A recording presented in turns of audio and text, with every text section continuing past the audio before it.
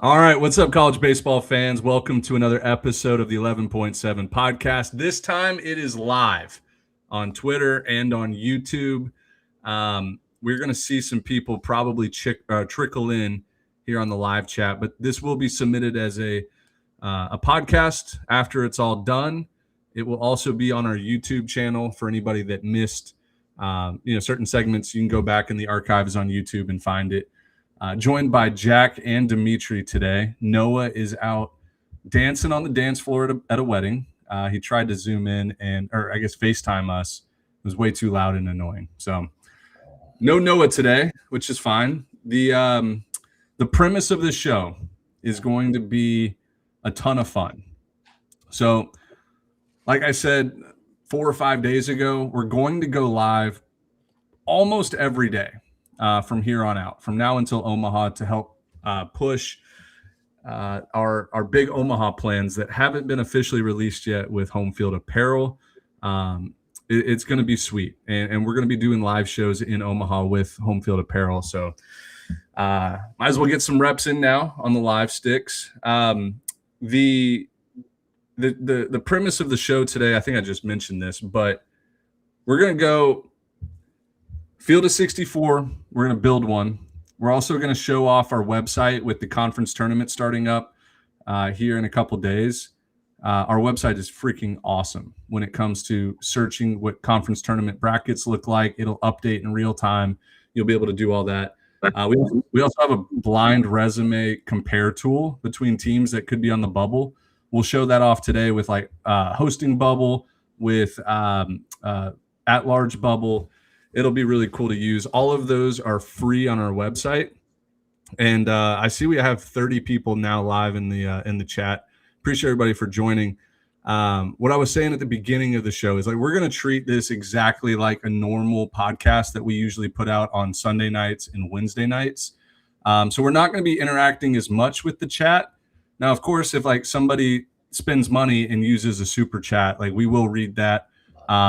We will talk about whatever they want to talk about, but we want to kind of give you guys an inside look, under the hood look of what it looks like to record a podcast with 11.7.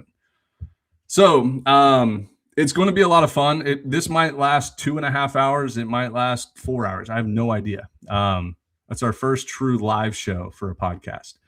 If you miss some of it, one more time, like, we will post this as a podcast. We will post this on our YouTube channel. It's just a little bit different for us. So now that all the grounds have been laid, now we can actually have some fun. Boys, what an incredible regular season of college baseball. It is not officially over yet.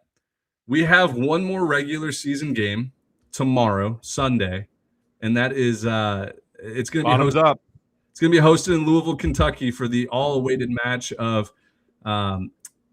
who is the Eastern Kentucky and Bellarmine are playing the last regular season game of the season tomorrow. So congrats to them. Everybody tune into ESPN Plus and root on those guys that have no shot at the postseason, like not even making the conference tournament. Yep. But hey, this weekend was a lot of fun. Dimitri, I'm going to let you take the sticks here because I know you have a couple of announcements, a weekend series pick'em winner, and a few other like regular season topics you want to hit on. Well, first thing first, I wanted to say we need a little quick live reaction. Oregon Ducks take on probably one of the best regular season games of the year. 14 inning, outlasting USC. USC is probably a lock to hit the road as a 2C somewhere in regional. Eugene regional, anybody? Yeah, it's going to be interesting with the dynamic of Oregon State and Oregon both on the bubble, right? The hosting bubble. Their RPIs are very similar as of right now. Now, Oregon has a chance to go up or down because they have the Big Ten tournament coming up. But as it stands today, Oregon is at 16 RPI, Oregon State 17 RPI. Jack, do you have DSR pulled up for those two teams? Yeah. I don't. Is it updated? Is the DSR updated? Let me see. Oregon State's at 14 for DSR. But it should show 5/16, May 16th on the top, and that'll tell you if it's updated. Yeah, it's still waiting on that Oregon Southern Cal game. So All right, Oregon all right. winning today at 23, Southern Cal at 18. So there'll probably be like 3 to 4 points exchanged that way. But yeah, it'll be interesting, man. All right, so first things first, shout out to Quinn Cockman.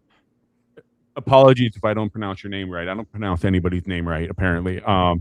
Winning the Caglione, Weekend yeah. Pick'em Challenge came down to the final weekend, and then it came down to a tiebreaker, actually, getting 4 wins, while the other guy, Braxton, got 1 win. So shout out to him. We'll see you in Omaha. And the Survivor, I don't remember who won it for some reason. Do you remember? Oh yeah.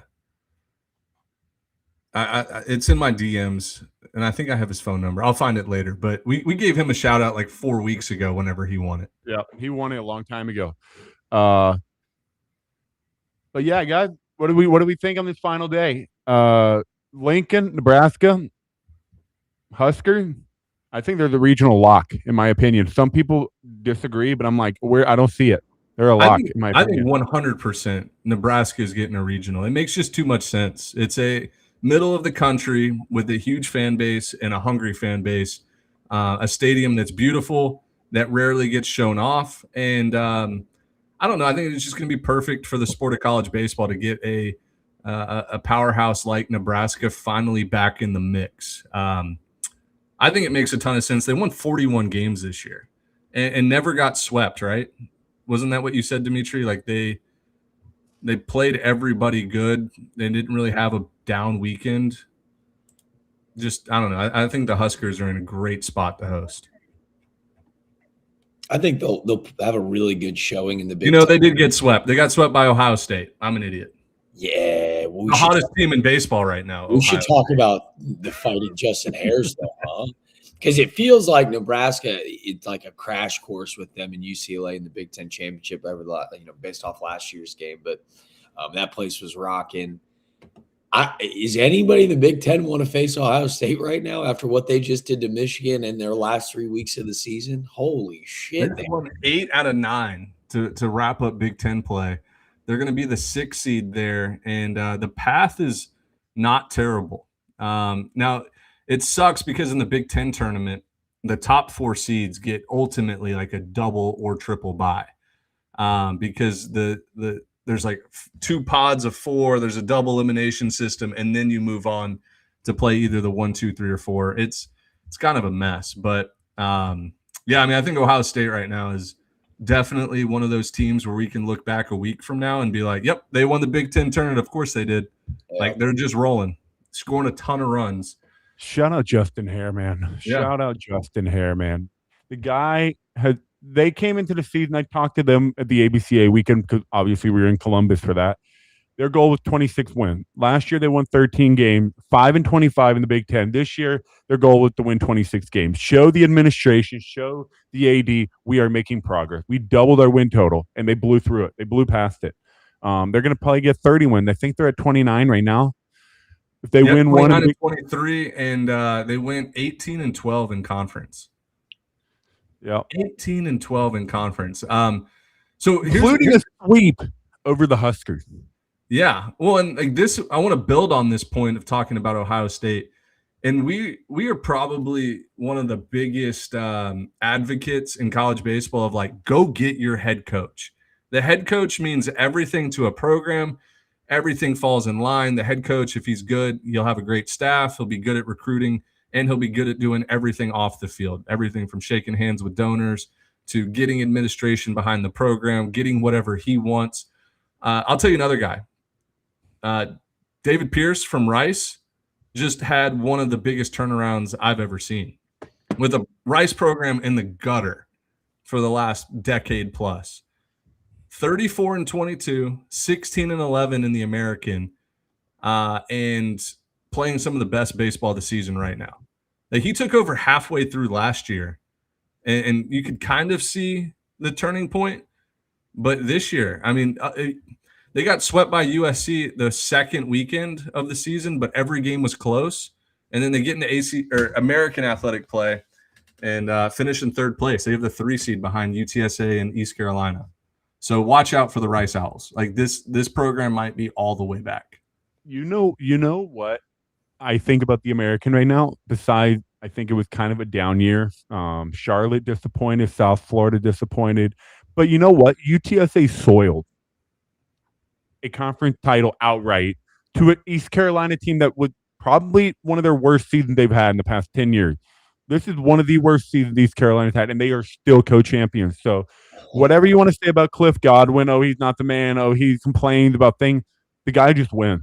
With good rosters, bad rosters, injuries, whatever, he wins. So, I mean, to UTSA, like they soiled it, but to East Carolina's credit, you won it. You won a championship when you weren't supposed to.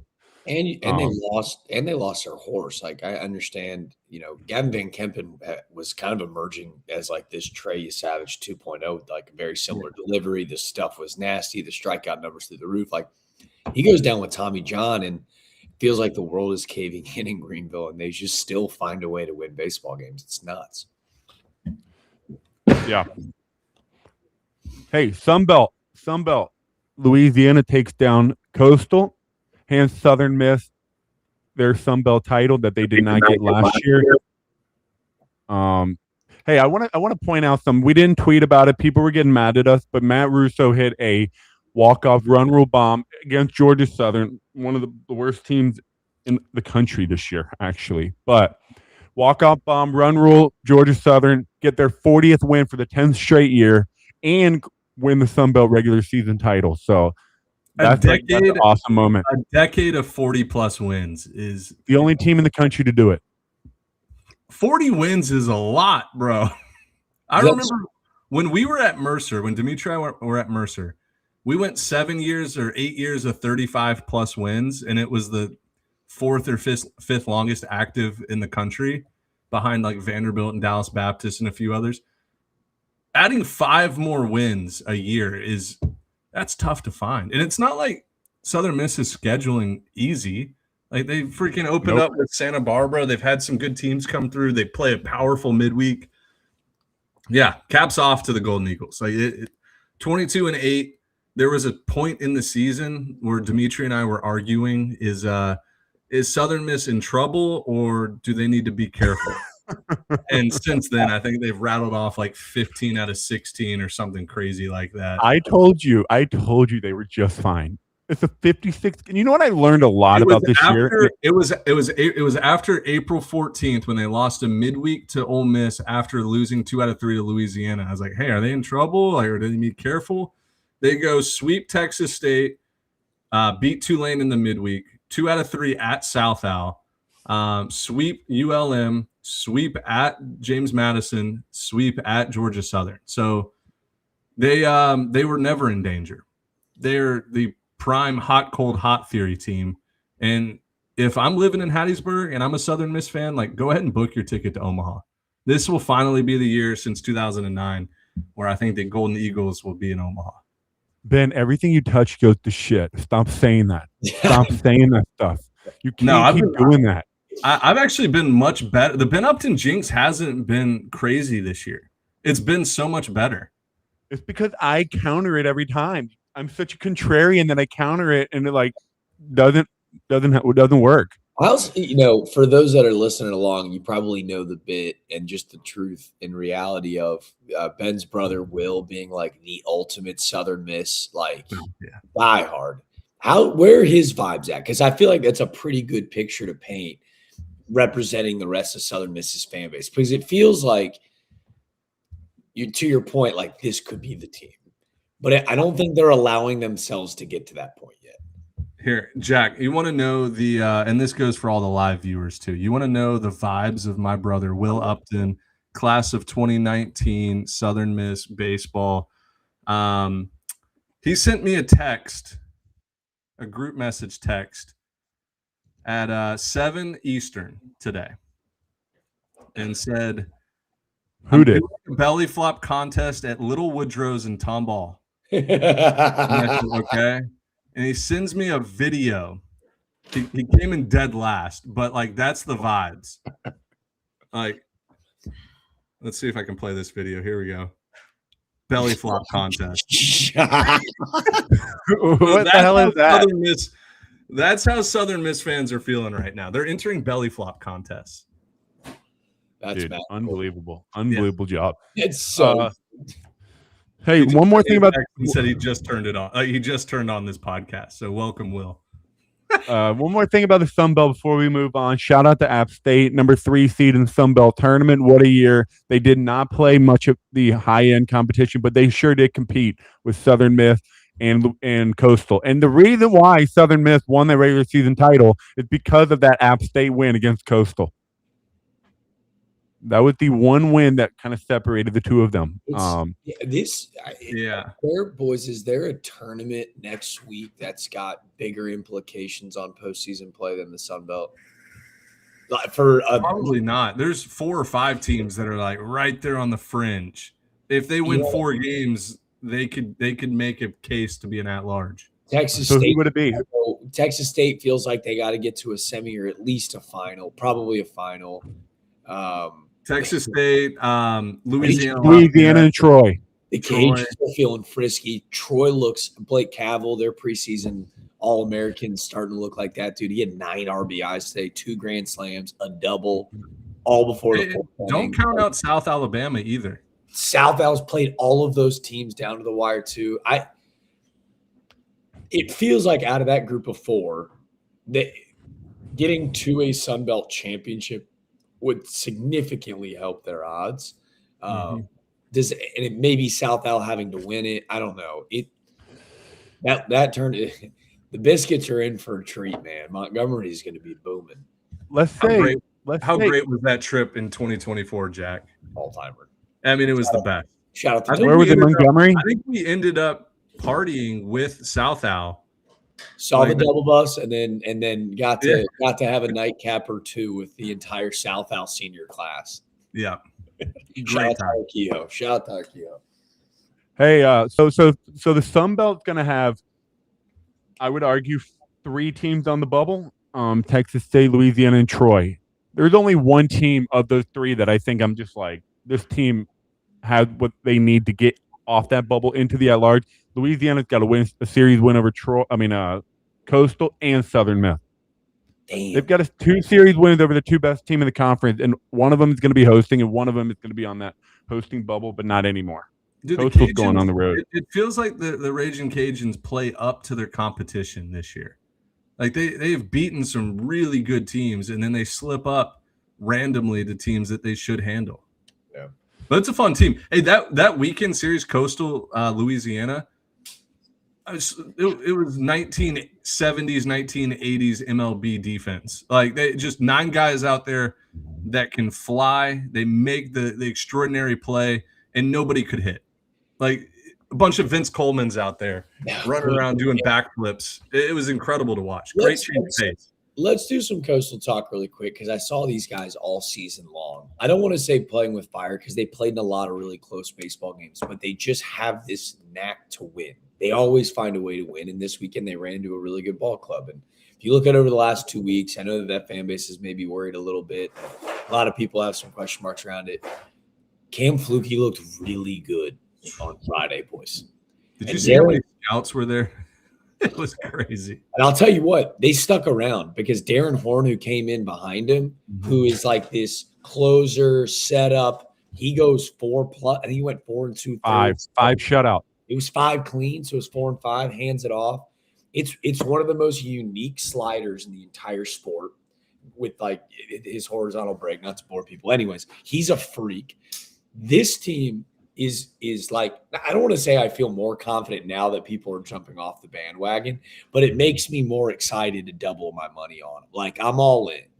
Because let's say you get Luke Jones, who's thrown really well on Fridays for him all year, so you don't even have to throw off per se. They get to a regional, they're the 2 or the 3. They're not good. They're the 2. Luke Jones goes and beats the 3 seed, and then Cam Fluke goes and gets your 1 in a regional setup, and then it's okay. Let's just go find a way to win 1 more. Like this team's in a really good spot. I know it's been a weird couple of weeks, but still a lot of belief in the Shuns. Yeah. One other thing I want to say about Louisiana getting in the tournament, I think if the selection show was tomorrow, I think Louisiana's in. Yeah. But I think to make myself feel comfortable, win one in Montgomery to just be safe. Just show up and win a game there, and I think they're in. Well, I think they actually have to win 2 games because they're the 7 seed. So they have that like 7 versus 10, 8 versus 9 play in just to get into like the actual bracket. They're the 7 seed with weekend series wins over Coastal and Southern Miss. Yeah, I'm telling you, they don't play good against bad teams. Sunbelt's a gauntlet, man. Yeah, so Louisiana's going to play Troy on Wednesday, and then they're going to play the winner of. So that game would be the winner of. No, sir. I don't think so. Not Troy. Why am I saying Troy? Oh, okay. I was like, dude, where did you get Troy from? I don't know why I got Troy. They're going to be They play playing Marshall. I think it's Troy and Marshall. I mean, sorry. No. Louisiana. No. It's Marshall, Texas State, Georgia State, Old Dominion. No. And Troy. Texas State swept Louisiana. Louisiana's a 7 seed. I know that for a fact. They kept saying it on the broadcast. I know they're the 7. Oh, they're the 7 or the 6. They're the 7. Texas State is the 6. Okay, then I need to update on the website. I need to update the tiebreaker rule. Got it. Remember, Texas State swept Louisiana this year. That's right. Yep. Yeah. No, I was reading the thing. I need to fix the tiebreaker rule. Yeah, so the Cajuns are playing Marshall, and then Old Dominion, Georgia State will play. And that's just to get into bracket play. So if Louisiana beats Marshall, then they would go and play against Coastal Carolina, the 2 seed. So I think they got to win 2 games. Yeah, I would say. Even if they lose, to be 100% safe, they get to the double elimination portion and win a game. Like that might be enough. I don't know. I mean, series wins over Coastal and Southern Miss is going to go a long way when they're talking about like, oh, this team, what did they do? Whatever. Oh, we really like their strength of skill. You know how they do that. They nitpick everything to get the teams that they want in, and they'll find every data point they will bring up that'll help defend their reasoning. I'll tell you somebody that is probably very, very pumped right now, and it's Missouri State fans, because if Missouri State somehow does fall on the bubble, they will get in on the bubble. Conference USA pod play. Like if they go 0-2 in their pod in the tournament, I know they have Kennesaw State, who's the host, and then they have Liberty maybe in that pod. That's pretty trappy. If they go 0-2, they'll fall probably in the mid 30s or upper 30s. But they do have the series win at Louisiana Lafayette, so like they're going to get in before Louisiana hypothetically. You never know what the committee's going to do, but Missouri State has that safety net now of, okay, we have a series win at Louisiana, who's also on the bubble. Yeah, I don't think Missouri State is going to ever end up on the bubble. Dude, I think they're fine. 0-2 would raise 0-2 would have the conversation of like Vanderbilt will win 3 games in the SEC tournament because Corbin loves Hoover, and then people will start going Vandy, Missouri State. Maybe 0-2 would be questionable, but they have a 46 strength of schedule. They're 5-8. They have 5 quad 1 wins. They have the number 13 non-conference strength of schedule. So you can't punish a team that scheduled hard and won 32 games. And they won 20 games in the Conference USA that has 3 teams in the top 30 RPI. So I don't think Missouri State is in any trouble. I think they're almost a lock. Now 0-2, you might have to see what happens. So we just said. But I still don't think I think they're fine if they go 0-2. Is what I'm trying to say. Yeah. Hey, boys, I'm making a call to the pen. I got to use the little boys' room. Y'all crush the rest of the pod. All right. See you, Jack. See you later. Thanks for hopping. Best time of the year. See you guys tomorrow. Perfect. All right, great. Now we can share screen. Now that Jack's gone. So let's do this, Dimitri. Let's show off the website real fast because I was going to show this first. Let's go through this first. There we go. Hey, did you mess this up and delete it and then repost it and then delete it and then repost it? What happened? I posted it like this with UTSA, with UTSA as the winner. And then someone was trying to chirp me saying, oh, no, East Carolina won it. And I'm like, I'm pretty sure. And I was like, oh, UTSA lost today. I guess you're right. So I went and did it. And then I'm like, wait a minute, that's not right. So then I actually finally went and looked at the standing. And I'm like, oh yeah, they tied. UTSA had the head-to-head over them. Tiebreaker, they're the 1 seed. So then I reposted it again. Heck yeah. Okay, because I retweeted it like 3 different times, and it was a new tweet. I just let some dweeb try to bully me into thinking that East Carolina was the conference champion. And I was like, well, I don't know how that happened. But I'll tell you this right now. What a beautiful graphic that is. Great mix of colors. We get a little bit of everything there. I don't know. It looks really pleasing. So we have Georgia Tech running away with the ACC back to back. That was funny when Drew Burress chirped Kendall Rogers in D1 baseball about like, hey, are we going to host this year or what? Even though, I don't know, D1 baseball has no impact on like what the selection committee does. I know they're mad that D1 baseball didn't have Georgia Tech as a host last year, even though they won the ACC regular season, and then they ended up not hosting. So maybe some blame towards D1. I don't think it matters. Like, I don't think they have any influence on it. I don't really think so either. But it could just be you know how when someone chirps you or just says something, you keep it in your mind. You're not actually listening to it, but it can influence some of your decisions. Subliminally influence. Yep.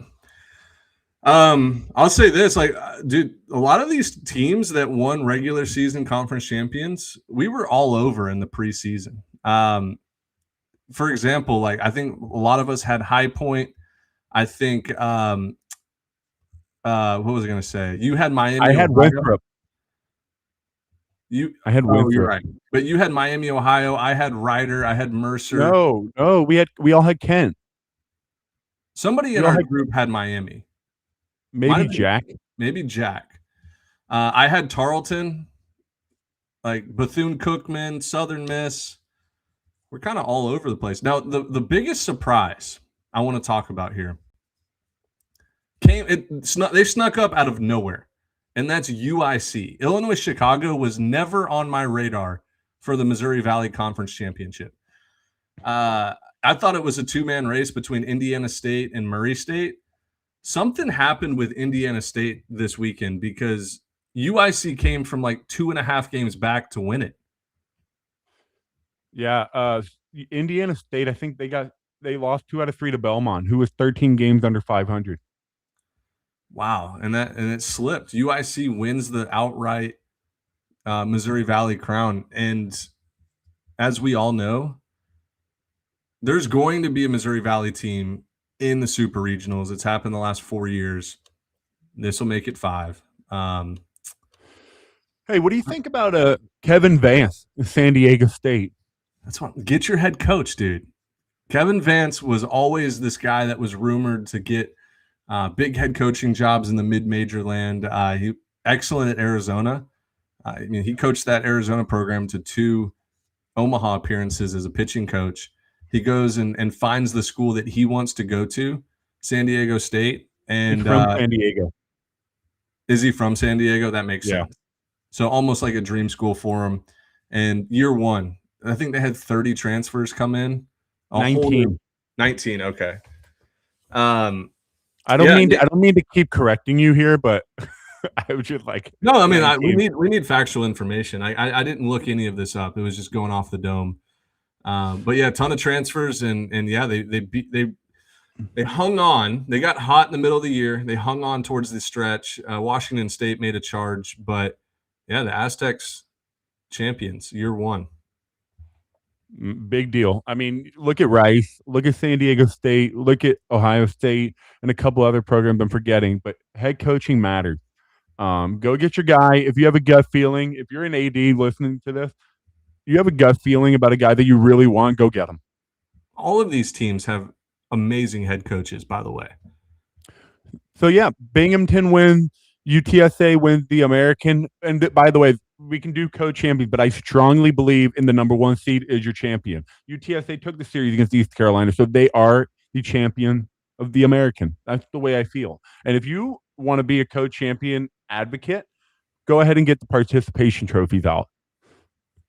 I agree with you. Hey, you know what else is funny? we have these unwritten rules in 11.7, like never fade Wright State in the Horizon, never fade Army in the Patriot, never fade Oral Roberts in the Summit. Bethune-Cookman, we put as a bingo free space in the SWAC. Everything pretty much came to fruition. Yeah. Shout out to North Florida. They have not won a conference tournament or conference championship in, I don't think, ever. As long as I was at Mercer in the A-Sun, they never won the regular season title. And I don't remember them winning it anytime after I left. So shout out to them. Shout out to St. Joseph. What a year for them. They a couple people texted me saying, hey, don't disrespect St. Joseph. They have really good pitching. So maybe they can make a little noise with the pitching staff they have in the regional. Kansas, Fitzgerald. People are saying he's going to South Carolina. He's the guy that they want. I have a hard time seeing him leave. Yeah, I don't know why. He's already built up so much at Kansas. Like, why leave now? That's what I'm saying. It's like you're leaving in the middle of what you've been dreaming about. You've been dreaming about building a program to this point, and then you're going to jump ship right when you're starting to taste the success that you built. I have a hard time seeing him leave, but it's possible. St. John's, three-way tie in the Big East. How crazy is that? Three-way tie, and Creighton could have also been tied. It could have been a four-way tie, but Creighton dropped two games. They dropped 2 to Georgetown last week. So if they would have swept Georgetown, it would have been a four-way tie. Yep. St. John's went 4-2 against UConn and Xavier to win the tiebreaker for the number 1 seed. Like I said again, you're tied with 3 teams, and you won the series against both of the other teams that you're tied with. You are the champion. Like, it's pretty simple. Yep. High Point. The all brick campus is what I call it. When we played up there, it was just all brick, and you're like, this is a country club. It's one of the nicest campuses ever. They have Jack and I in 2024 took a trip to North Carolina, and we met with Coach Hammond for the first time. And you remember Derek Orndorff from Liberty? He was a stud player for Liberty. Yeah, he's the assistant coach there. Yeah. And we met with them, and they have a culture there at the program that it is so addicting and so fun to be around. And they have a hell of a team. My favorite player in the country, Sojun Oh, catcher, left-handed hitting Korean catcher for High Point. Unbelievable. It is incredible to watch. They won they almost didn't win the conference regular season. Winthrop was rolling for a while, and then High Point got caught fire, and I think they might have swept Winthrop last weekend and separated themselves. Yep. And then Big Ten, UCLA, they ran away with it. They won that conference 2 weeks ago. It was incredible how fast they ran away with that conference. They almost dropped the series to Washington this weekend. But again, I don't think that's the series you can punish them for. They already locked up the number 1 seed. They already won the Big Ten. They had everything done. This was, for me, just get guys inning, tune up, get some guys rest, get ready for the Big Ten tournament, and start your postseason push to a national championship. Ben, this team right here, this next team under UCLA is an emotional roller coaster for me. They don't give Jackson Flora run support, ever. Best pitcher in the country, they don't give him run support. Shout out to Santa Barbara. Roller coaster of a season. They find a way to survive and somehow win the Big West regular season title. They shared it with Cal Poly, but they swept Cal Poly at home or on the road at Cal Poly. Once again, you swept them in their place and you're tied with them. You are the champion. You do not want to see Santa Barbara in a regional. If they pitch off game 1 and somehow win, which they have the pitching to do, and you get Jackson Flora in that 1-0 game, I'd be nervous. Good luck. Hey, something else about the Big West today. Fullerton won and finally clinched that 5th and final spot in the conference tournament. All they had to do was win 1 game this week, and they would get to the conference tournament, and Fullerton lost the first 2 and then finally came back and won today. So no UC Davis, no UC Irvine, no Northridge, no Bakersfield, no Long Beach, and no Riverside. It'll be a matchup, Fullerton versus Hawaii, single elimination to get into that semifinal, double elimination bracket, which is Santa Barbara 1, Cal Poly 2, UC San Diego 3. Wait a minute. The winner of that game between Hawaii and Fullerton plays Santa Barbara, right? Yep. You know who we're getting in that game, right? Flora versus Magdalena. You don't think Magdalena is going to play or pitch the single elimination game? Maybe on 3-4 days rest. Maybe. Yeah, I mean, Well, they remember, have to win that played, game. They played Wednesday, Thursday, Friday this week. Hawaii did. Oh, that's right. Oh, yeah, he's pitching game 1. Never mind. You have to win game 1 or else your season's done. Yeah, maybe Santa Barbara, looking at their Santa Barbara, if they win one game in the Big West tournament, they're a lock to get in. They're an at-large team. But you lose one, I don't know what that RPI. No, dude, I think they're in. If they go 0-2, it might get tricky. Yeah, you got to win one. They got to throw Flora as soon as they can. But it's going to be a super fun tournament. Watch out for Cal Poly. They won it. They won the tournament last year. So, yeah. Anyways, Campbell, Justin Hare he's getting success at Ohio State. What's the Tyler Robinson? Is it Tyler Robinson at Campbell? No, what's his name? Marks. He's got Campbell. The engine is well-oiled machine again. Campbell ran away with the Colonial Athletic Conference. Ran away with it. I mean, how many wins do they have this year, Campbell? They went 26-4 in conference, 39-15 overall, 59 RPI, 3-4 against quad 1. Like, pretty good for a mid-major. And they've won 9 of their last 10. They just swept UNCW. We need Campbell. Jack texted us earlier today. He thinks Campbell's a super regional team. If they can just get through this CAA tournament, which is never friendly for the 1 seeds for some reason, if Campbell can win the CAA tournament, they're going to make some noise as probably a 3 seed in a regional. Yeah, they need to win the tournament, though. They're not getting in as an at-large. They have to win the tournament. Next team, Jacksonville State. They won a very tough Conference USA this year.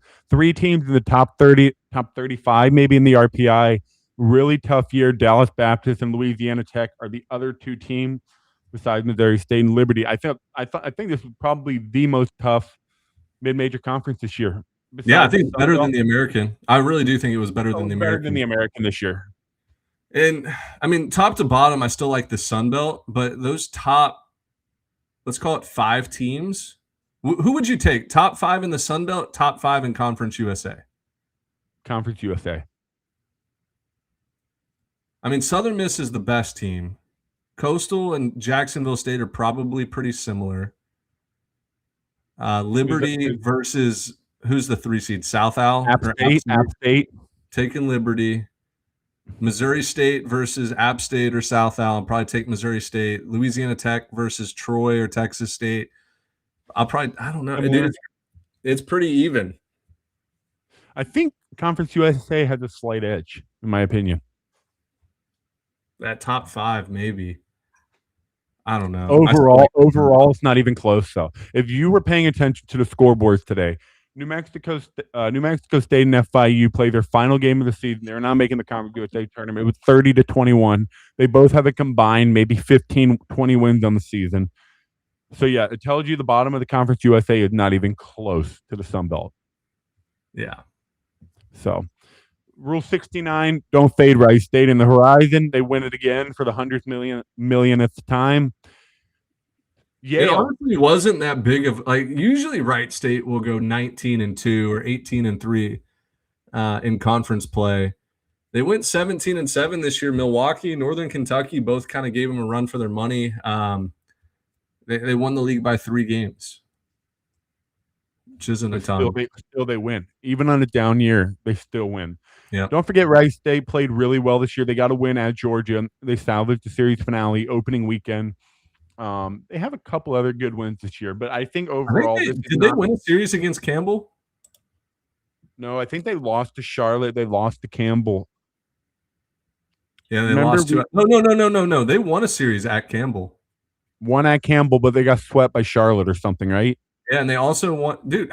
Hey, Wright State, not bad. They Sunday win at Georgia. They lost 2 out of 3.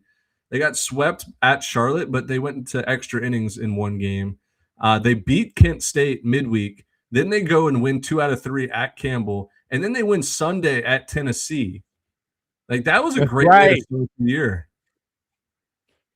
Watch out for the Raiders. Watch out for the Raiders. Yale. They beat Oregon State wins the Independent Conference. Oh yeah, there you go. Shout out to the Beavers. Shout out Beavs. Independent Conference champion, Notre Dame of the baseball world. But in baseball, you know how hard it is to be independent? Like it is tough. Yeah. Yale, they beat Brown today to advance to the Ivy League championship game tomorrow, and one win away from punching their ticket. They also won the regular season title. You do not want to see Jack Oman. He's kind of having a down year compared to his freshman year. I mean, his freshman year was so dominant, you only could expect him to regress a little bit. Yeah, but Yale went 29-13-1 this year. Like they were the only team. Oh, Brown was 3 games over 500. Everybody else in the Ivy was below 500 by a lot. And I think, dude, I really think, I don't know, this is just off the hip. I think the Ivy League's going to struggle in the NIL era because guys are like, yeah, I can go to the Ivy League to get that education, or I can go actually get paid money to play in some of these other places because the Ivy League always has good players. You know what I mean? But baseball is obviously not the most number one of their focus. It's always school. They don't even play Sunday games half the year. Yeah, I mean, they rarely play midweek. Start a week later. There's just not a whole lot of baseball. I mean, athletics is just not a priority in Ivy League. No, it's not. So, Rider wins the Mid-American Conference. Yep. Once again, that's Rider wins this conference year in and year out. Rider, Fairfield are always 1-2. This year they actually tied with Merrimack. Had a good season, tied for second, and then Niagara as well. Yeah. Shout out to Miami. Massive conference championship this year in the MACtion. Kent State was in first place all year. Miami, Ohio came out, not out of nowhere, but they kind of just backdoored them. Kent dropped the game to Akron today, which allowed Miami to win the regular season outright. They might be an at-large team. If Kent wins the Mid-American Conference auto bid and Miami plays well, it's a 2-bid MAC. Yeah. Dude, I think the MAC is a lot better than people think. Because even like Western Michigan and Toledo, Northern Illinois, Ball State, like they're good teams where like in non-conference, I feel like they were highly competitive in their games week 1, 2, and 3 against they were. Power 4 schools. They were. All right, Ben, this is your team, UIC. Missouri Valley. I got to do some studying. So UIC, by the way, head coach's name, Sean McDermott, same as like the Bills coach, really cool. Him and I are pretty close. Like they're great synergy clients of mine, and who works, I guess, with or somehow attached with UIC is Robert Frey, the guy that does D2baseball.com and Freylytics. A lot of analytics. Robert Fry, I'm sorry. He started doing some analytics stuff for him, I think, this year. And they turned it around 16-8 in conference. Very tough conference from top to bottom. And even though they were below 500 this year, 24-27-1, they came up. I don't know how they did this. I was maybe just wasn't paying attention, but they backdoored this conference championship in front of Murray State and Indiana State. I want to know how they did it. They won 2 out of 3 at Bradley this weekend, 2 out of 3 against Illinois State the weekend before, 2 out of 3 against Evansville, swept Valpo, swept Murray State, lost 2 out of 3 to Indiana State. They lost 2 out of 3 to Belmont to start the – I'm sorry. I don't know. It just was like a random UIC, boom, first place. Are you concerned that a sub-500 team won the Missouri Valley? Let me look at their non-conference. Because if they really dude, they're 245 RPI, which means they probably didn't play a great They non-conference. didn't play anybody. I would remember if they did. They didn't play anybody. You know who they played and almost beat twice? They played in like snow against Missouri. They lost 9-8 against Missouri, and they lost 12-13 against I Missouri. remember they were up 12-1 against Missouri, and I tweeted. Yeah. I remember I tweeted, "Is Mizzou ready for the SEC?" And they did not like that. Their fans did not like that because they came back and won 13-12. I remember that. But you know what? Mizzou ended up in the bottom, in the shitter of the SEC, anyways. Yeah, this is one of the most interesting conference champions I've ever seen in like a very respectable conference. I think this makes them a way cooler story because, yeah, they didn't play well in the non-conference. They just won their week. They pretty much won every weekend series except for one in conference play. Swept a couple teams. I'm concerned that a sub 500 team won the Missouri Valley, a usually respectable super regional conference. That's not good. Murray State underachieved, underwhelmed a lot coming off a College World Series appearance. Like you that's just bad. Like that's bad. They had a ton of injuries and they also lost a lot to the portal and the draft. Yeah, I know, but making the College World Series for Murray State was a blessing and a curse because it showcased all the talent they had last year on the mound, like great pitching staff. What's the pitcher's name? The closer last year, true freshman closer, who was awesome in the postseason. He was hurt all year. Kellum. It's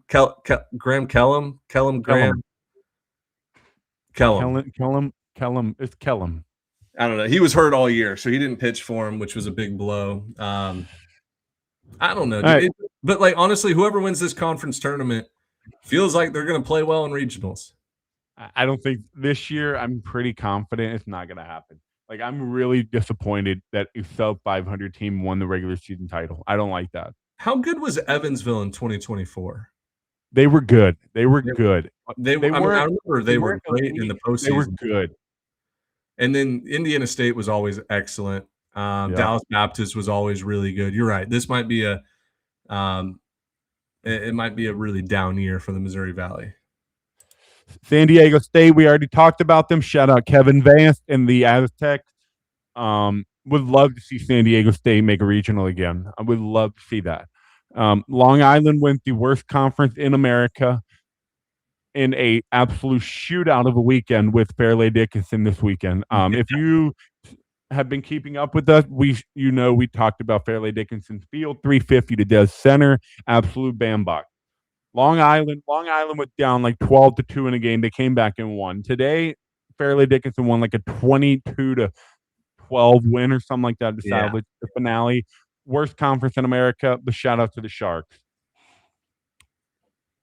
This conference, Ben, what do you think about this one? I picked SIUE preseason to win the OVC. It was, in the offseason, I always kind of talk to some coaches that I'm close with, and I'm close with a couple staffs in the Ohio Valley Conference, actually quite a few.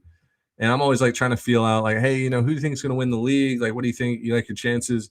And almost every single one of them was like, I think SIUE is going to be very good this year. They returned a bunch from last year. They kept a good core group of guys.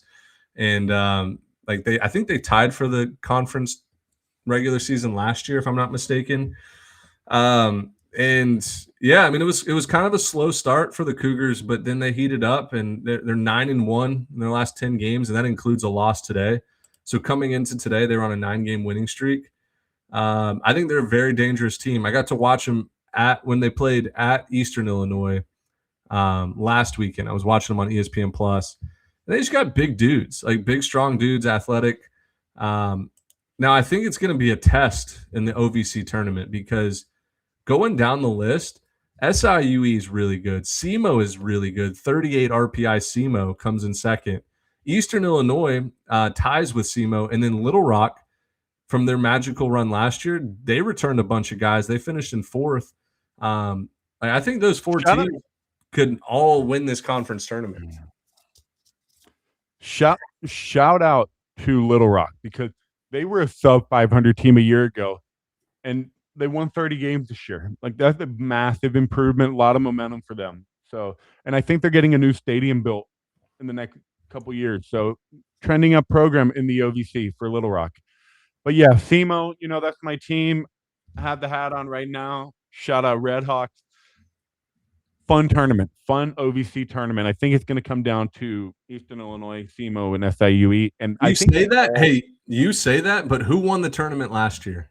Little Rock, baby. 8 seed Little Rock. And the OVC tournament, if you're like a casual college baseball fan or if like your team is already eliminated, go watch the OVC tournament on ESPN Plus because you'll have tornado delays, you'll have baseball size hail, wind damage. Like it's just the weather there always takes over. Yep. Hey, by the way, if you're listening to this, we will do a full conference tournament preview on Monday. Yeah. We are just kind of recapping the regular season champions and all that. We'll preview the conference tournaments on Monday. So just keep that in mind. Army West Point won the regular season, but they have already been eliminated from the Patriot League. The championship series starts on, what did you say, Monday? Between Bucknell and Holy Cross? Yep.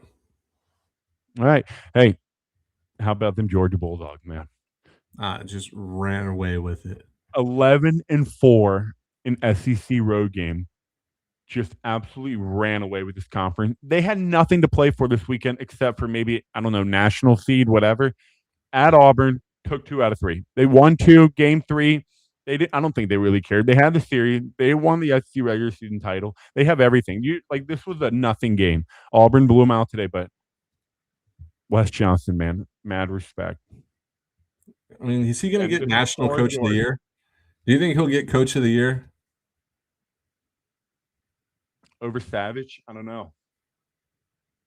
Maybe.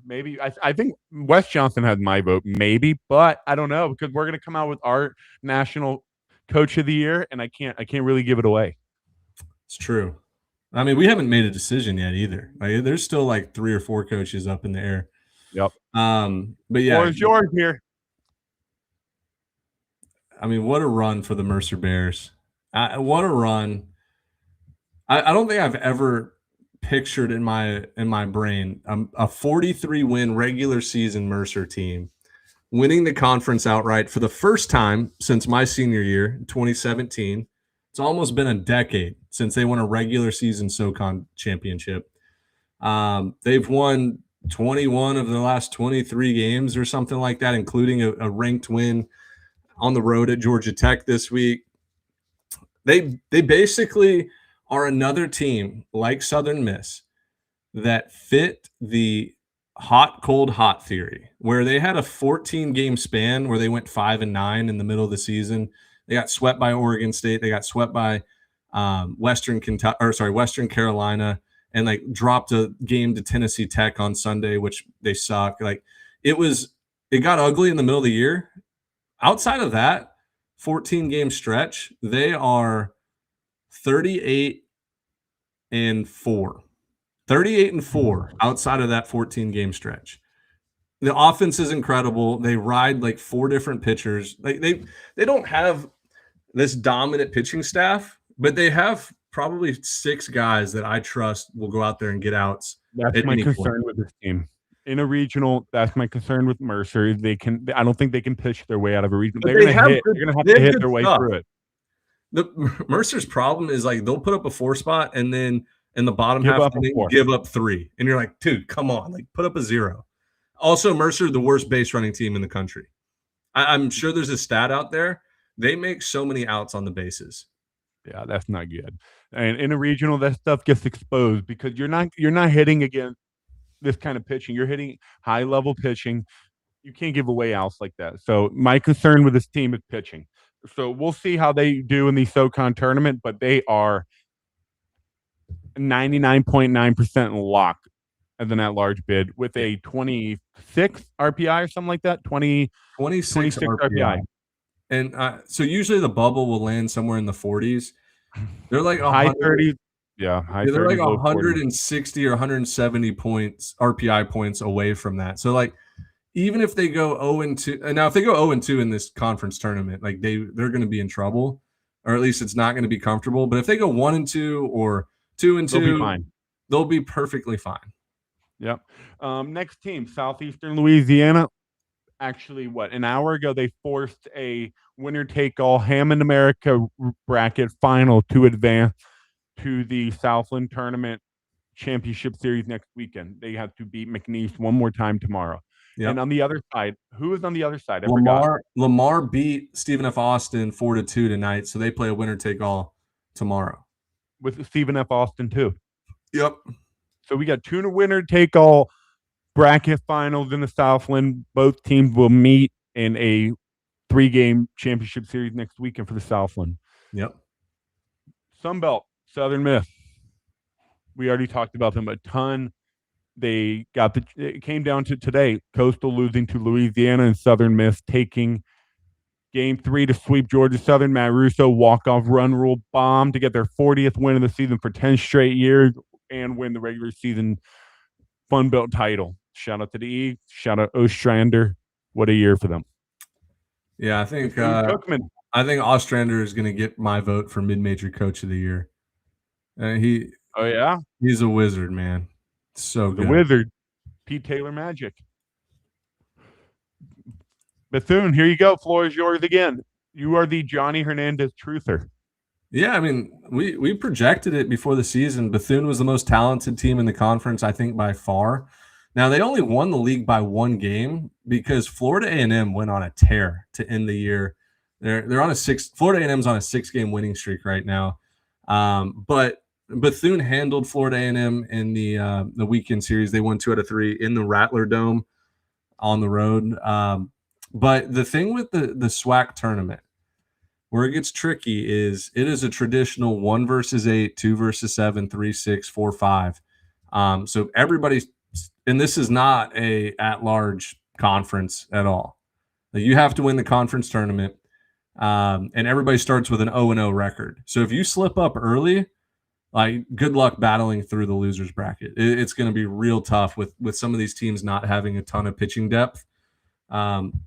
But yeah, hopefully Bethune-Cookman wins it. I think that would be a great story. They can definitely win a game or 2 in a regional. I mean, dude, imagine playing Bethune-Cookman as a 1 seed. They're talented, and they have great frontline pitching. So they're going to give a 1 seed a scare, just like they kind of did last year against Florida State. I agree. Oral Roberts, the Summit. What rule is that? No, I can't say a rule because Omaha won it last year, but Oral Roberts has won this conference, I want to say 9 out of the last 10 years or something like that. I would say probably 29 of the last 30 years, it feels like. Oral Roberts runs the Summit League. They are back regular season champions. They will have to win the tournament to make it to the NCAA regional, but I'm going to be honest with you, I don't think I watched a single game of the Summit League all year. Yeah, unfortunately, I'm right there with you. I don't subscribe to Summit League TV. Yeah, you're gonna have to find an independent creator or somebody else that covers the Summit if you want more information. But we did keep up with Oral Roberts this year. Remember, they started the year. They played. Let me look. Southern Illinois, SIU, to start the year, and they actually won the series 2 out of 3. And we thought Southern Illinois would be a good team, and then they also beat Dallas Baptist February 28th. They took 2 out of 3 against Arkansas State when Arkansas State was humming. So, and they had another big midweek win this year. Who was that against? Oklahoma State, April 7th. 1-run loss. Oklahoma. They beat Oklahoma State twice. Oh, they own Oklahoma State. We already know this. Yeah. O'Brien Stadium is Oral Roberts' second home field. That's true. We know this already. Ben Gonzaga out of the West Coast Conference, right? Yeah. No, they 22-5. They won the league by 6.5 games over Pacific. 49 RPI. They clinched. Did they clinch it with a no hitter too? Last They weekend, threw a no hitter against San Francisco I to think they clinch the clinched. regular season title. Yeah, That was like last week, 2 weeks ago, whatever it was, last weekend. this is an interesting team for an at-large bubble because, I mean, 49 RPI. If they go 3-1 in the conference tournament, Look at that strength of schedule, dude. If you're on the bubble and your strength of schedule Wait. is 75 plus, they don't like you. The committee does not like you. how is their schedule? Dude, they played a great schedule. What happened? At Hawaii, at Texas State, at Oklahoma, at Creighton, at Minnesota, at Indiana State, at San Okay, Diego. now look at their West Coast schedule. San Diego 209 RPI, Pacific 240, Pepperdine 218, Portland 124, Washington 168, St. Mary's 148, Loyola Marymount 287, Santa Clara. I'm going to disagree here. Their non-conference strength of schedule was 40, and their non-conference RPI 36.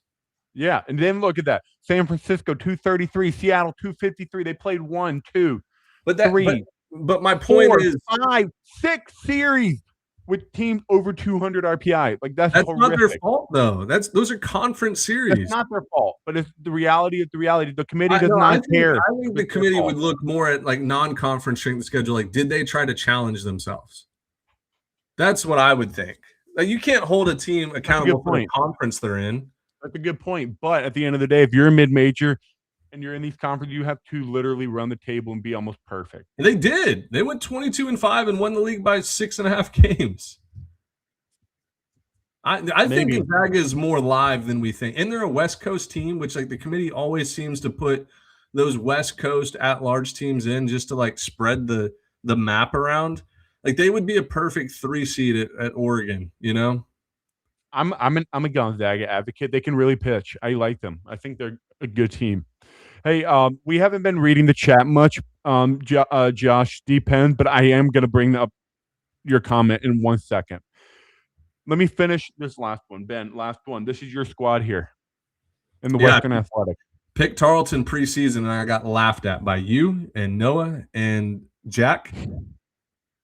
I'm really close with the Tarleton staff. I think Fuller, like the Coach Smith, somebody on their staff actually ended my high school season. Will Fox, hit like 2 homers in the elimination game in the playoffs, and like I hated him for so long. Now he's on their staff, and I talk with him all the time with Synergy. Like, great guy. How cool is that? Yeah, no. We're looking at 13 years later. I'm still holding a grudge slightly, but I talked a lot with Tarleton State just with my day job with Synergy. Great Synergy clients of ours, and they kind of told me like, hey, I think we're going to be really good this year. Like, this is a little different. We got good team chemistry. We got a couple draft guys, and with the conference itself isn't spectacular, but we see what Cal Baptist did, 43-13 this year, and Sacramento State. We saw Sacramento State take 2 out of 3 or 2 out of 4 at LSU, and almost beat, who was it? UCLA in a weekend series. Who did the Sunday finale against UCLA? Yeah. So it's like the conference itself isn't like as bad as some of these RPI show. But yeah, Tarleton, they were confident in their team, and I was like, you know what? Like, I'll take a flyer on the Texans. I think it would be a good story. And they won the league 2 years ago, but were ineligible for the postseason. Now they're eligible for the postseason, and I'd love to see them ineligible because they were transitioning up from D2, not like anything bad. But I would love to see them in the postseason. But I also think like Cal Baptist, 43-13, coming in second place. They kind of have the Murray State feel from last year. They put up a ton of runs. If they can win that tournament, they're going to have to go through the West Coast. They're going to have to go through Oregon or Oregon State or UCLA. Probably UCLA. So we'll see there. But Josh Depends, I wanted to shout you out because you brought up Pepperdine. Pepperdine, I mentioned to Ben the other day. Seeing them with a winning record in the West Coast Conference just shocked me. Like, you're not used to seeing that. and I'm really rooting for Pepperdine to turn things around. 15-12 in the conference. They were 11 games under 500, but they have been a punching bag for the last couple of years. A lot more than a couple.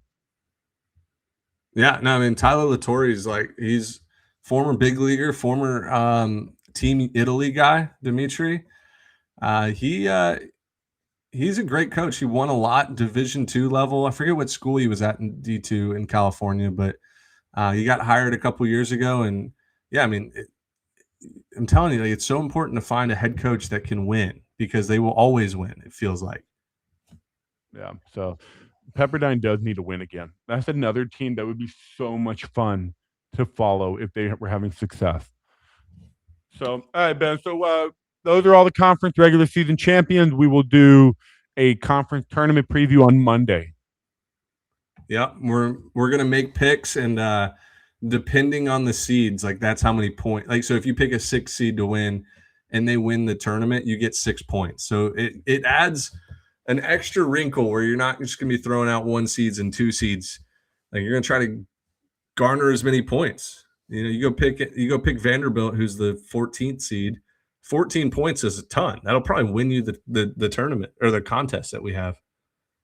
Yep. All right, let's show off the website a little bit because, I mean, right now we got 70 people, looks like, in the watching this, which is a lot more than we're used to seeing. I think the other night we had 15.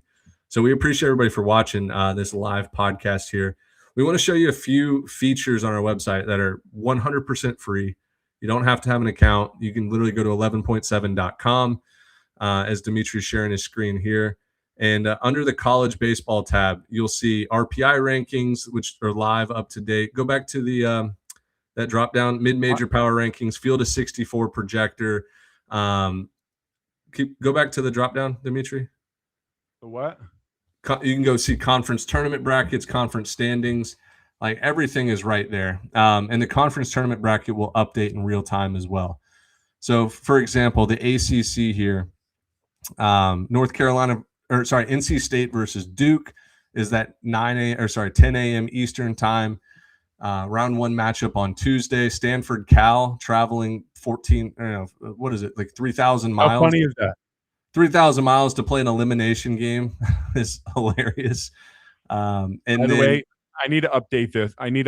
Miami is actually the 5 seed. Wake Forest is the 6 seed. They have the head-to-head tiebreaker over them, so that needs to be fixed. But yeah, for the general idea, we'll get it fixed before they start. But yeah, I mean, you can go in and look, and then you can hover over the games. Go back. I'll do another tournament. All right, we'll go to the American East here. If you hover over the games, it'll give you a comparison side by side. Head to head from this year, overall record, all the way down to batting average and Ks per 9 and all that fun stuff. So you guys check out the conference tournament brackets and standings, and there's even conference statistics on there as well, which is really cool. Let's see if the tournament bracket is updated here for the Southland. Yep. Winner take all, both games. I don't know why they have Southeastern and Lamar in the championship game. That needs to be fixed. I think it's tripping it out from the Game 6 result because they won the Game 6 advancing, but they're actually in a if necessary. That'll be fixed here in a little bit. But yeah, and that's why this feature is free, because we're figuring it out as we go. Yep. And then so that's it for that. Wait. Go back to the website. What do you want? What else do you want? I was going to show them I think one of our coolest features that we never show off or use is the resume test, the resume comparison. Well, we can use that when we're doing our little field of 64. Well, I just want to show them how to get there first. Yeah, you just go to the homepage, and then you go to Team Resume Compare, and you can type in 2 teams. So here, do this one just for fun. Do Georgia, Georgia Tech, and Mercer, the 3 Georgia schools that won conference tournaments, and let's just see what these 3 teams compare. Obviously, you would use it more for comparing bubble hosts or bubble at large. Isn't there a way you can make it blind resume too? No, I didn't add that. I should though. But yeah, like comparing these three I teams, should do that. it took 10 seconds to do. And Georgia Tech is the best team, I guess, statistically out of these three. But Mercer is 1-0 against them head to head. Yeah, there it is. 1-0. 1-0 in the head to head. Georgia was too scared to play the Bears. They always are. Can you believe that? Funny story. They my whole college career, Mercer, we never played Georgia except for senior year. We finally got them to play us. They came down to Macon. We shit pumped them. And then we went up to Athens and did we beat them in Athens? Or they beat us? I don't remember. I think we beat them in Athens. And what was the head coach's name? Not Perno. Scott Strickland. Strickland bitched and complained about our bathrooms in Macon. He said, your bathrooms are terrible. You have to walk under the stadium to get to the bathroom, whatever. And Gibby was like, all right, well, I didn't know bathrooms were of your concern. We'll get new bathrooms for you to come back down again. Yeah, we played them twice, both of my years at Mercer. We went 3-1 against them. The one loss was like a 13-inning loss where Hojo hit a walk-off home run over the foul pole that they called foul. I swear it was fair. But yeah, I mean, it was pretty funny that like our bathrooms were shared with the public back then before the new stadium, and like you would see SEC players like peeing next to 12 and under like travel ball kids. Really funny.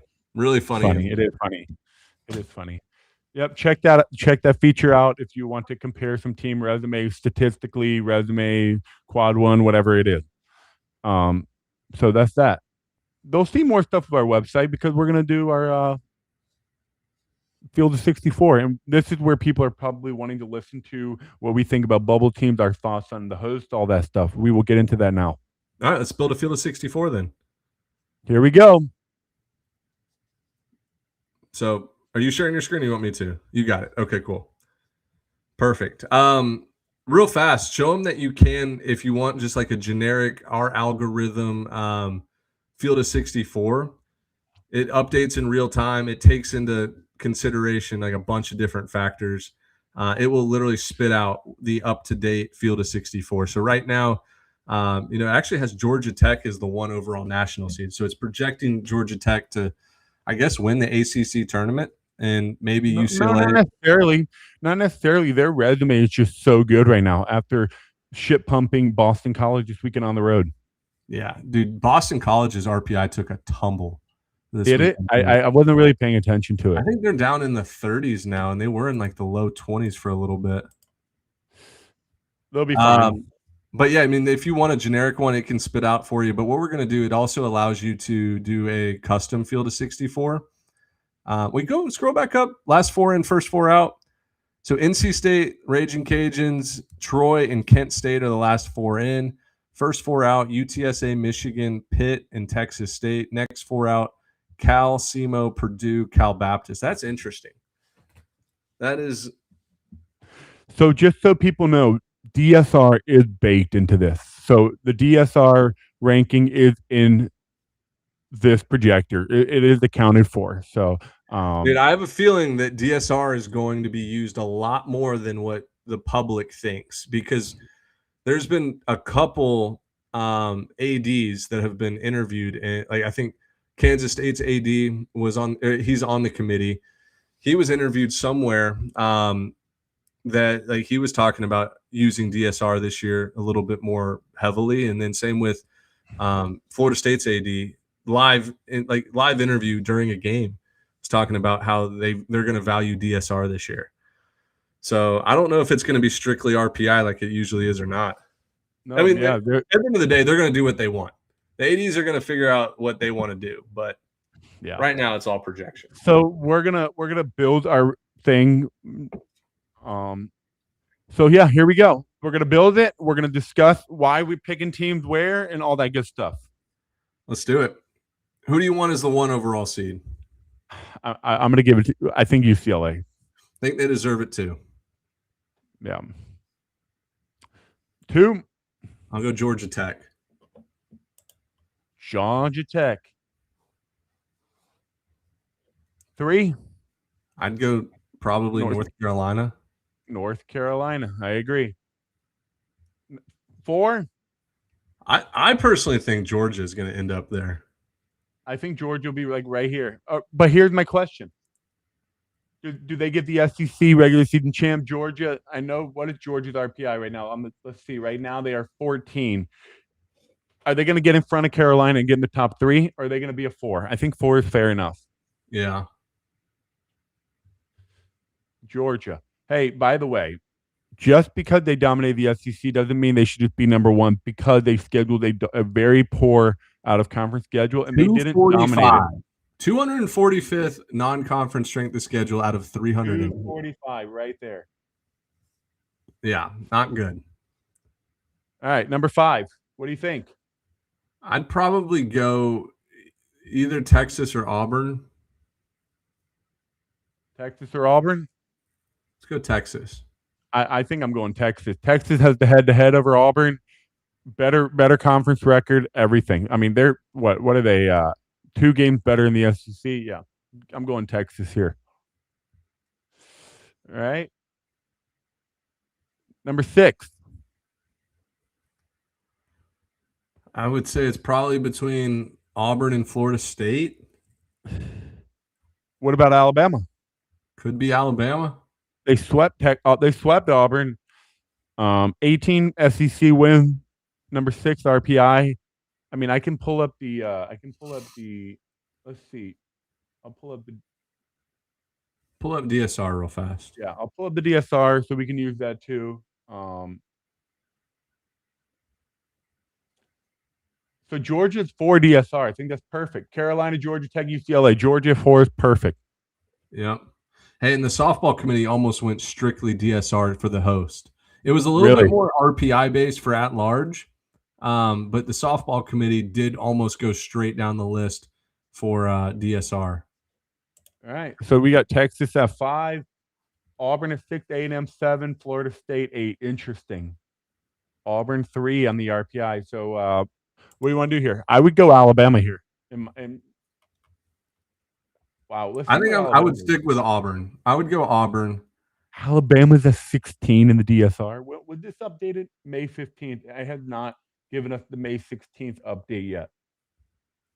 So it needs to be updated. It's not completely updated, but you want to go Auburn at the 6? Yeah. All right. 7. Are we going to go 4 SEC teams in a row? I don't think it really matters. Personally, I think it would be Florida State, and then 8. I'm still leaning 8 as Southern Miss, with Florida State and Southern Miss both have ADs on the committee, and they're going to want to set themselves up for a home super regional. Okay, so Southern Miss is 13 in the RPI. Watch this. There's 18 in the DSR. Conference champs, and then if they win the Sun Belt tournament, they're not getting top 10. You would be surprised, dude. I really think that they're going to set themselves up for a national seed. Dude, I'm just telling you right now. You have to pick one or the other. Is it the committee is more weight, or is it the DSR? That's what they went straight down. Southern Miss is 18 in the DSR. I will tell you with 100% confidence that the committee members over the last... It will not be a national seed.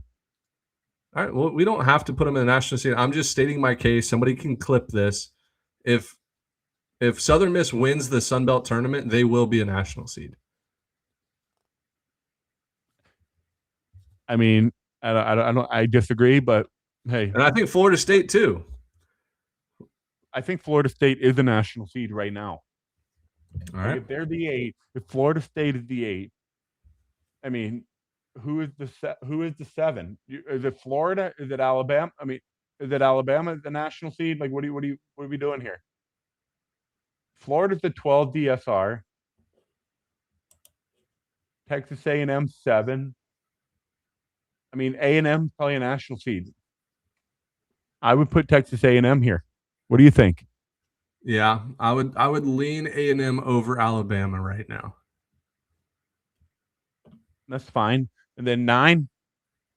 I'd go 9 matches up well. Florida State, Alabama feels like a super regional. There we go. Alabama. All right. What is Alabama? Alabama 16 DSR. I'm good with that. 9 Alabama. 10. I think 10 is going to end up being Kansas. Kansas. Yeah. Kansas is currently. Oh, I need to change the thing to 50. Kansas Where are we is at? 13 DSR, 21 RPI is bad, but they are Big 12 champs. You want to go Kansas here? Here let's just label out the next 7, so 10 through 16, and we can switch them if we want. All right, so Kansas. I feel good about Kansas hosting. West Virginia. What about West Virginia? 19 RPI, but they are, what are they, number 11? 11 DSR. But I'm going to put Nebraska here. Yeah, I would say Nebraska can be on there. West Virginia can be in there. Mississippi State, Florida. Southern Miss needs to be in there. No. Florida's got to go. Florida's going to go in front of Mississippi State. I mean, they have 2 more SEC wins. They have the number 2 strength of schedule. Florida played a tough schedule this year. Yeah. Mississippi State. Southern Miss. Miss. I think Oregon. Eugene, baby. Eugene Regional. All right, so this is where it gets interesting. Is West Virginia hosting? I think so, yeah. And I think it's the perfect school to have that, like, I mean, it's a great hosting atmosphere. It's in the northern part of the country-ish. Like, it's a great geographically. They deserve it, in my opinion. West Virginia has been playing great baseball. And, yeah, I mean, I think West Virginia will be that last host. Like, I think these are going to be the 16 hosts. 11 DSR is great.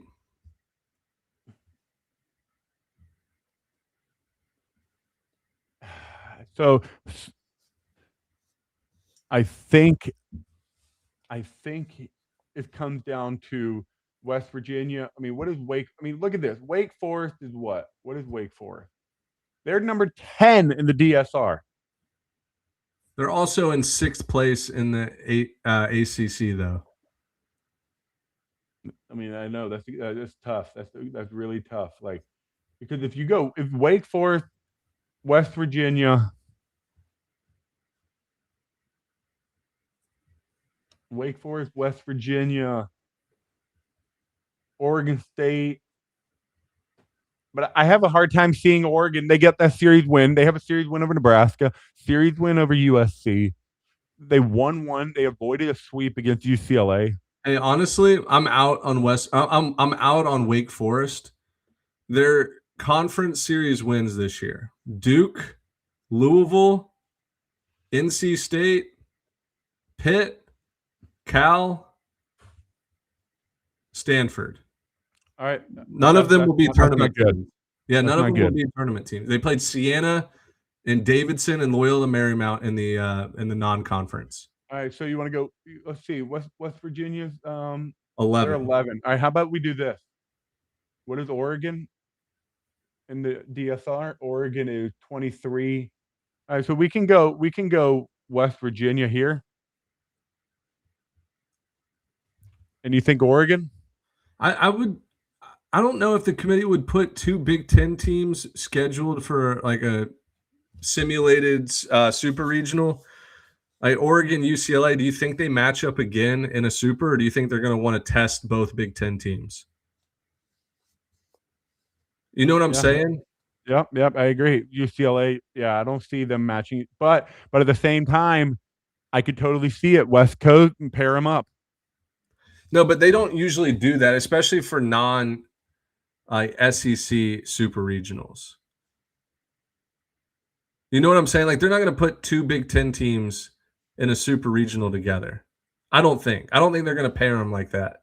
Shout out pair ratings. Pair.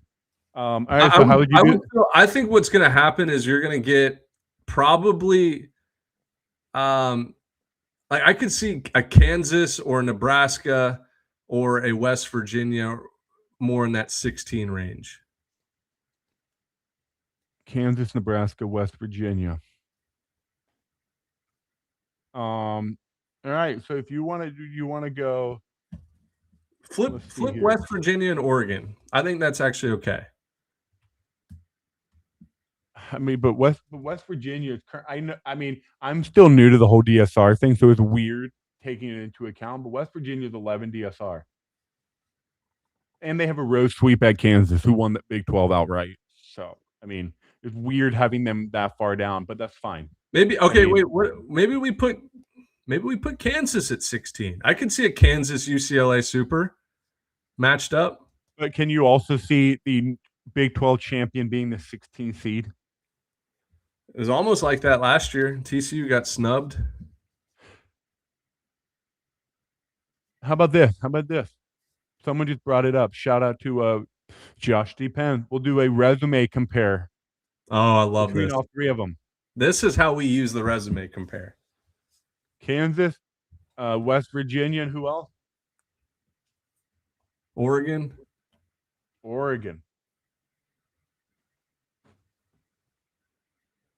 Hey, how sick would it be if the committee had our resume compare at the table?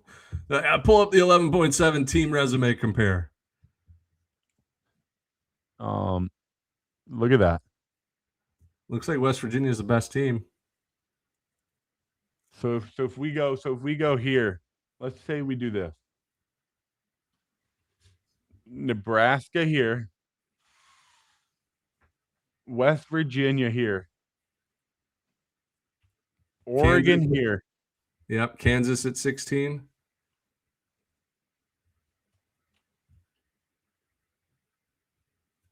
And Oregon here. I think that's actually much better.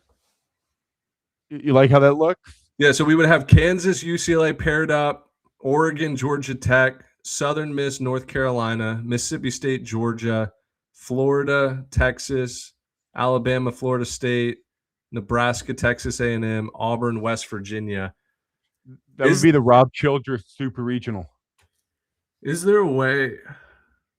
Never mind. I think this is fine. Like, I hate the SEC matched up in Super Regionals, but with 7 hosts, you're going to match some of them up.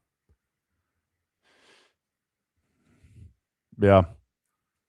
The only thing I think you could switch is did Southern Miss beat Mississippi State head-to-head this year in the midweek? I think they went 1-1. Didn't they go 1-1? They might have went 1-1. Let me see here.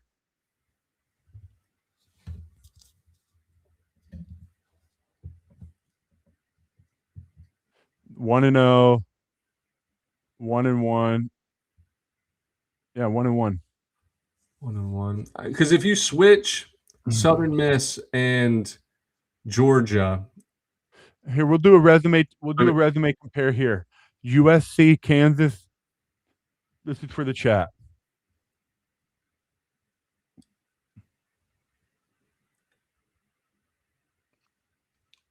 USC is going to beat up almost everybody in the pitching category. Yeah, the pitching side is crazy. Better strength of schedule, non-conference strength of schedule is better. RPI is better. The thing that I'm pretty confident USC will not host a regional is they're not hosting. It's for 3 reasons. 1, they lost this weekend series against Oregon, which felt like a winner gets to host, loser doesn't. 2, like, what's the point of having 2 Los Angeles regionals, like, right there? Unless they want to pair them up 1 and 16, which would be like an inner city battle. They would never do that. I don't think they would. And then, like, I don't think USC Stadium is like all the way finished. Like, I think they might still be working on some of it. So I don't think USC is going to get a hosting spot, even though RPI. And they got swept at Nebraska. They got swept by UCLA. They had plenty of opportunity. They went 1-8 in those 3 series. Oregon went 2-1, 1-2, 3-3, 2-1, 5-4. USC went 1-8. Oregon went 5-4. And then Kansas. I mean, you won the Big 12. Yep. So hey, switch Southern Miss and Mississippi State. Why? because then it matches up better super regional wise. Mississippi State, North Carolina, Southern Miss, Georgia. I mean, sorry, Southern Miss, yeah, Georgia. And then maybe flip West Virginia, Florida. Because then it would be West Virginia, Auburn, Florida. Florida Tech. No, West Virginia, Texas, Florida, Auburn. Never mind. Dang. No, it would be Florida, Georgia. No, No, five. sorry, that would be Hattiesburg, Georgia, Florida versus Texas, West Virginia versus Auburn. Yeah. All right, that's fine. What does it matter? I think this works perfect. All right. Yeah, let's put our 4 seeds in. All right, here we go. We got the 4 seeds. We'll move this up. This is the list you guys can see here. I need to move it up more. It's behind. There we go. There we go. All right. So we've got 245 UIC, 222 Long Island going to Chapel Hill. I'll tell you that right now. They've done it before. Yep. No, you know what? I actually put Long Island at Georgia Tech. Why? Because Long Island just went to Chapel Hill 2 years ago. I don't think it matters. I think it does a little bit. I think slightly, like Binghamton could go to Chapel Hill this year. All right, that's fine. Long Island. Okay. So we got Long Island in there. Let's delete them off the list. And then Bethune-Cookman's going to Tallahassee or Gainesville. So we'll save that for there. Binghamton. Who else do we have? Binghamton, Yale, Rice State, Rider can go to Chapel Hill. Rider, yep. We'll send Yale, Illinois, Chicago, or Yale. We'll end up in Los Angeles. Do Illinois, Chicago. There's 100 flights from Chicago to Los Angeles a day. All right, UIC to Los Angeles. Rider is off the list. Rice State to Athens. State. They played a 3-game series there this year already. All right, so to Texas. Yeah. Texas. Yeah, because there's no Texas force. Oh, Tarleton? No, they won't put Tarleton. That's too high of an RPI. Yep, What is? Let's go Wright State to Texas. Rice State to Texas, yep.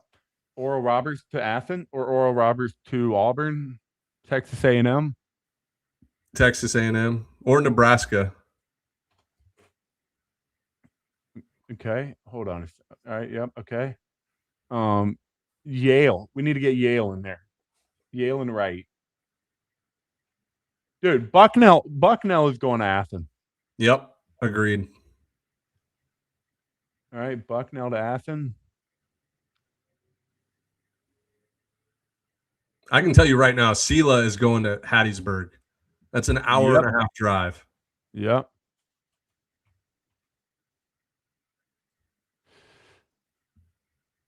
All right.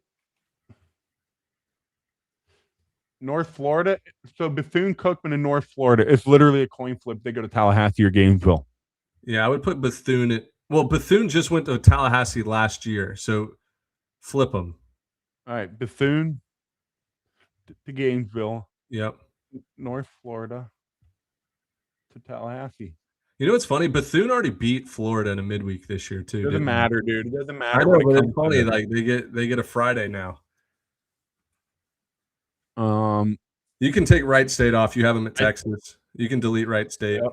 All right. So let's put Oral Roberts to Lincoln. Yep. Oral Roberts to Lincoln. San Diego State to. I mean, dude, San Diego State's going to UCLA, man. No, they're not. No, they're too good of an RPI. All right. Send them to Oregon. Yeah. All right. Tarleton can go to A&M. Yep.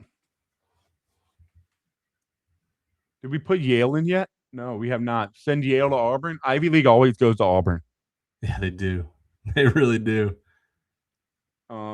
Binghamton, did we already put them in? No. No, they're gonna have to go to a national seed. So put Binghamton at Auburn.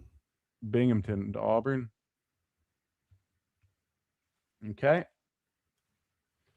Feels like SIUE Xavier's going to to Kansas. Xavier's going to Kansas. Xavier. Yeah. All right. St. Joseph and Yale and SIUE. I don't know. Throw SIUE at West Virginia.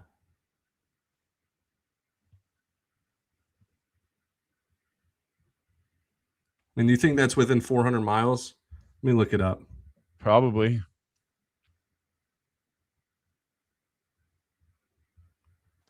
So the chat is saying Binghamton is within bus range of Morgantown. Oral Roberts is under 400 miles, would be Lawrence, Kansas.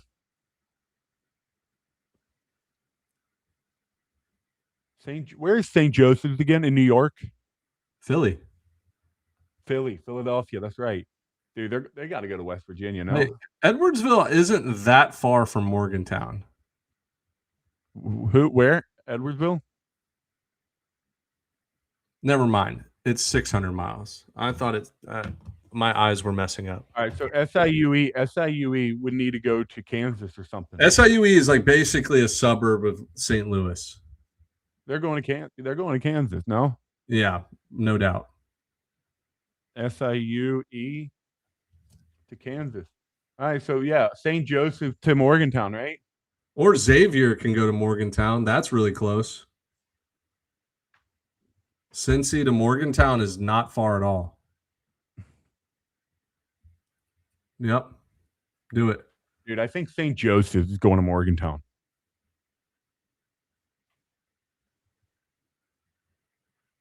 And then we have these ones. We have these two left. Who do we have? Yale and we already put Xavier in there, right? Oh, no.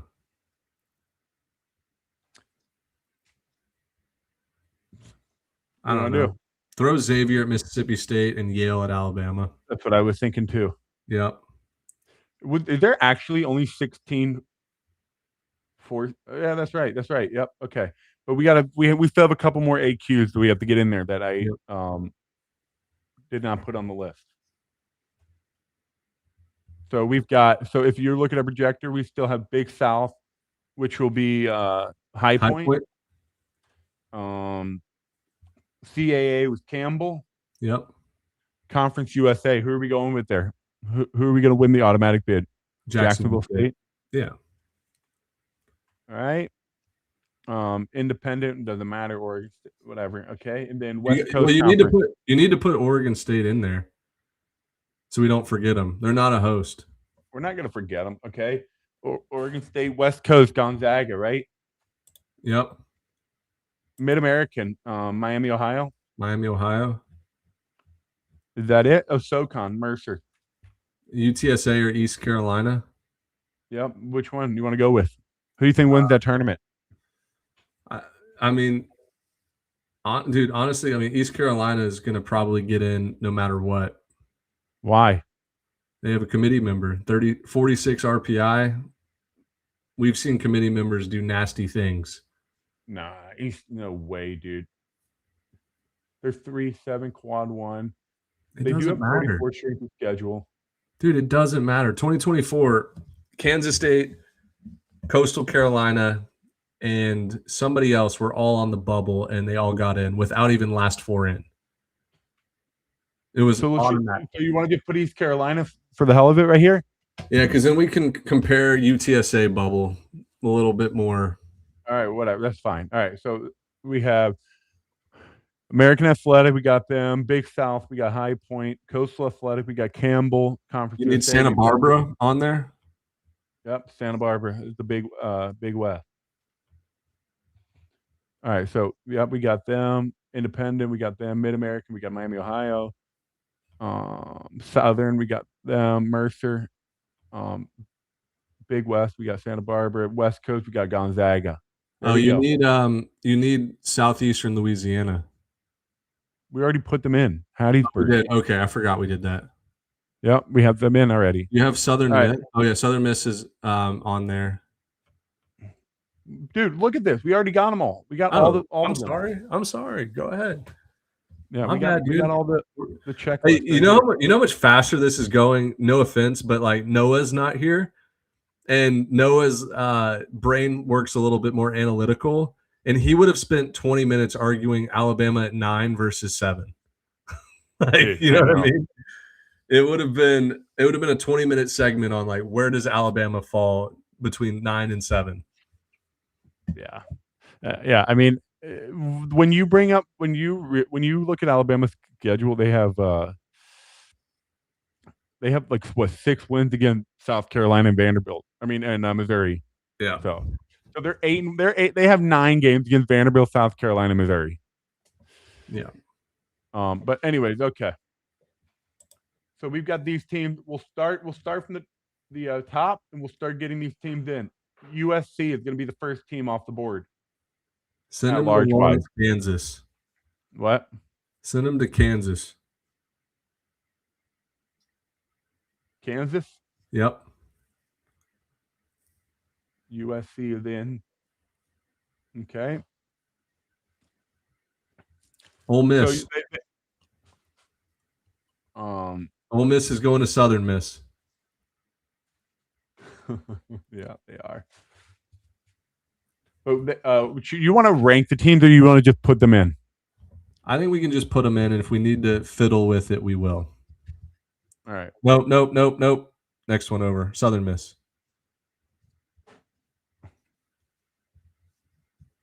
And then next after that is Oregon State. They're going to Eugene. Yeah, they are. Next team after that is Wake Forest. I could see Wake Forest going to Mississippi State. Wake Forest, Mississippi State. Yep. There it is. Okay. Oklahoma. So, like, we got another group of Oklahoma, Cincinnati, Virginia. So, like, maybe since he's already played Florida this year. I think Oklahoma is not going to just be ranked here just because of their RPI. You're right. And I don't know about Virginia too. Virginia is 14 and 16 in the ACC. Yeah, like these teams, Virginia, Oklahoma, are not going to just automatically be ranked. Yeah. Hey, I'll tell you this with 100% confidence: Arkansas is going to Nebraska as a 2 seed. 100% confidence. Yeah. Hey, Marrero, I'm telling you, Wake Forest, you can say they're the 4th ranked ACC team. Look at them. They're 10 in the DSR. They're 10 in DSR, and they are 17 in the RPI. It doesn't matter. They're going to be ranked pretty high. Another one that I can say with 100% certainty, it feels like Tennessee is going to West Virginia. But hold on, we got to make sure we got to come up with our 4 team and then go in that bucket. It's a bucket. Remember that? I know, but so like for example, if we think USC, Oregon State, Wake Forest, and Ole Miss are all 17 through 21, they'll go in the 13 through 16 bucket. Yeah. I mean, I would probably put Arkansas in that picture as well, but I mean, do you think Arkansas goes to Kansas instead of USC? Wait, hold on. Let's get USC, Oregon State, Wake Forest, and Ole Miss. But we have to we have to make sure there are 17 through 21 ranked teams. That makes sense? Right. So like if you have USC is going to be in that bucket. They're going to be in the 17 to 21 bucket. Wake Forest is going to be in that 17 to 21 bucket. Oregon State is going to be in that 17 to 21 bucket, and Ole Miss. So yeah, they're going to 13 through 16. We're good there. Yep. Now we got to rank 17, 18, 19, 20. So 21, 22, 23, 24. We got to rank those. I would put Arkansas and Tennessee in that bucket, and then I would throw probably, let me look, Oklahoma State's probably in there. Coastal Carolina, maybe. Coastal will be in that bucket. Can we please put Coastal in the Gainesville Regional? Please. Just for the clicks, a Sully Schnall regional repeat, but flipped stadiums. We have to do it, right? Yeah, probably. I mean, I think Coastal at Gainesville, Tennessee at Morgantown, Arkansas at Nebraska, and then we can find somebody to send to Alabama. Well, hold on. We need one more team in this bucket. Arkansas, Tennessee, Coastal in this bucket. Who else are we putting in this bucket?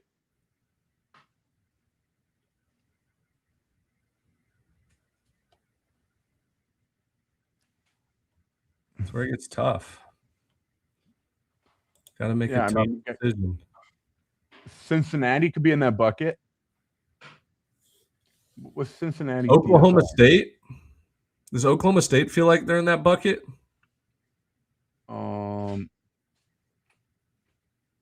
They're 22 DSR.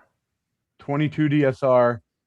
Oklahoma State is 22 DSR. What are they? 29 RPI. Yeah, I think we could go. We can go that. Cincinnati or Oklahoma State? Who do you think's better? Oklahoma State had a better conference record by one game. I mean, we can do this.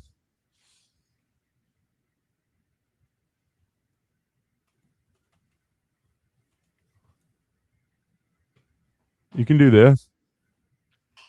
Cincinnati dominates them in everything almost.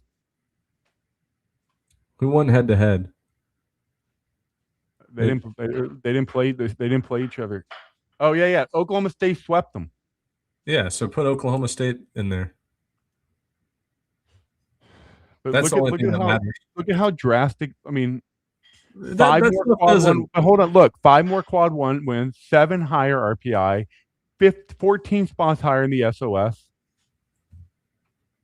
Well, all right. Well, DSR, Oklahoma State is 22 and Cincinnati is 37. All right, then we'll go. Oklahoma State swept them. They had a better conference record and a much higher DSR. All right, that's fine. All right, there we go. Now we need to put these teams in. Yep, I would go Tennessee at Morgantown, Coastal at Florida, and then Oklahoma State at Alabama.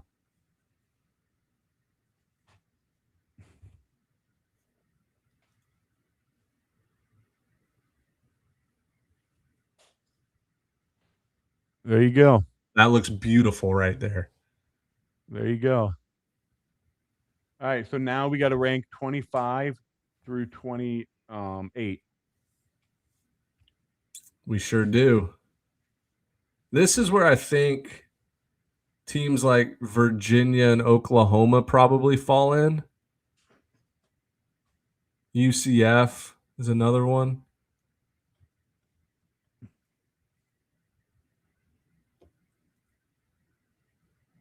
Cincinnati. I think my vote for this would be Oklahoma, Virginia.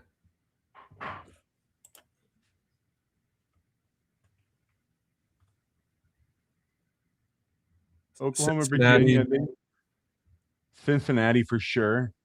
And then probably UCF or Miami. What's Miami's DSR rank? Miami DSR 33. Maybe Santa Barbara. Are they that like how? No, Santa Barbara is going to be a 3 seed at UCLA probably. I'm sorry. Santa Barbara's DSR is 35. I thought it was 25. Okay. So yeah. Oklahoma, Virginia, Cincinnati, and pick somebody. UCF or Miami or. What about Mercer? Don't do that, dude. I mean, maybe. What's Mercer's DSR? What's Mercer's DSR? Not 42. great.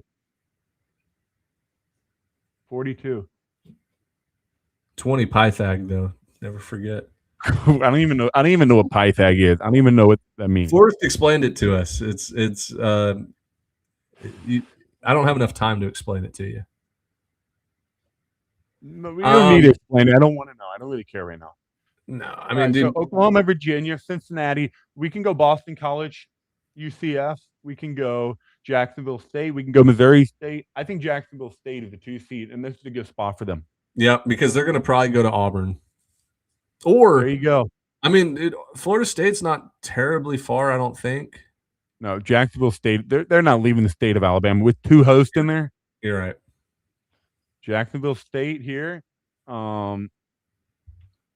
Oklahoma has to go to Florida State then. Why do they have to? Because the other two are SEC teams. Yep, SEC. Yep. And So then Virginia goes to one and Cincinnati goes to the other. Yep, and Virginia go here. I rank Cincinnati ahead of Virginia, so I'm going to send them to. Yeah, that works out perfect. Yep. And then, all right. So now we're going to do these two. This next group is probably going to be UCF, probably Mercer. 26 Mercer, RPI. probably. Yep. Mercer 26 RPI. Missouri State is probably another one.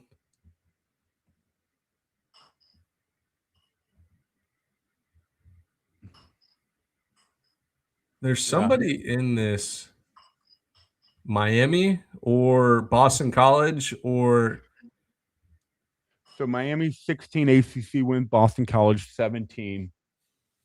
Miami 160 50 strength of schedule. They're extremely similar. Boston College has the series head to head over them. Okay. All right, let's go Boston College then. Is Miami a 2 seed in here? I mean, why? So why would Miami should be in over UCF? Did they play a head-to-head this year? Yeah, Miami beat them. But they split. Maybe they. Yep. UCF going 19-11 this year. In the Big 12. Yeah, it's pretty good. 21 strength of schedule. I think UCF probably gets the nod. Yeah, I'm good with that. I'm good with that. UCF. Yeah. All right. So now let's get these teams in there. I mean, let's just put the obvious one. Mercer is probably going to Georgia Tech. So hold on 1 second. Do you think we can get UCF into that 28th spot and Jacksonville State in that 29th spot and send UCF to Tallahassee? And send Oklahoma to Chapel Hill or Georgia Tech?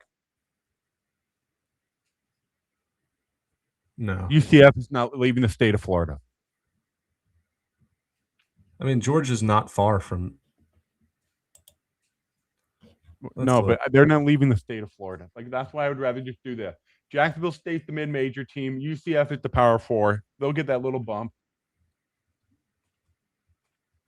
I like that better, honestly. And then you send UCF to Tallahassee. And now we're good. Now you can send Jacksonville State to any of the Georgia Tech or Georgia. Well, Jacksonville State would probably go to Georgia Tech because that's like a maybe hour drive from Anniston or where Oxford, Alabama. And hold on. If we move Oklahoma, they cannot go to any of these teams. You're right. Just leave Oklahoma at Tallahassee. Tallahassee usually Florida State usually gets an SEC too. Yeah, no, but UCF will not leave. UCF will not leave the state of Florida. Why do you say that? Because that's just how it is. They're gonna make sure they get in this bucket, and they'll put them in the state of Florida. All right, then what we can do is Cincinnati into the 29 to 32 bucket. No, Cincinnati has to stay there. See, look, now you're getting confused. You're confusing us for no reason.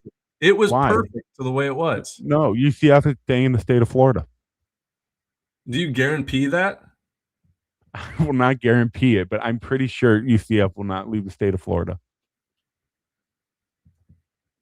I mean, think about it, man. Think about it. I mean, this is all hypotheticals. It worked way better when Oklahoma was in Tallahassee and Jacksonville State was in Auburn. All right, fine. We'll fine. Okay. You can even I'll let you put an asterisk at the bottom of this. It says Dimitri says UCF will not leave the state of Florida. Yeah, we'll leave it like this. All right. There you go. Jacksonville State there, Oklahoma there. Good. All right. So Boston College can either go to UCLA, Georgia Tech, or UCLA or Georgia. Mercer's going to Georgia or Georgia Tech. Which one do you think? I think Mercer's going to Georgia Tech, and I think Boston College is going to Georgia. I think UCF is going to North Carolina, and I think Missouri State is probably going to Los Angeles. If you send Missouri State to Los Angeles, Santa Barbara is going to be there too. That's fine. You think so? They're the number one overall seed. If they don't, two mid majors there is not going to affect anything. All right. I mean, all right. Hey, that would be a great matchup though. Missouri State, Santa Barbara, first round. There you go. So that's your 1s and 2 seeds. Hey, I don't want to jinx it, but I think we're cooking right now. This looks like a great regional. It looks good. It looks really good. Yep. All right. Now I think High Point could easily go to Chapel Hill. Auto bit. All right. High Point to Chapel Hill? No, because what's High Point's RPI and DSR? I bet it's not bad. I had it. It's right there. It's High Point is 41. Yeah, see, that's way too high to send to the number 3 overall.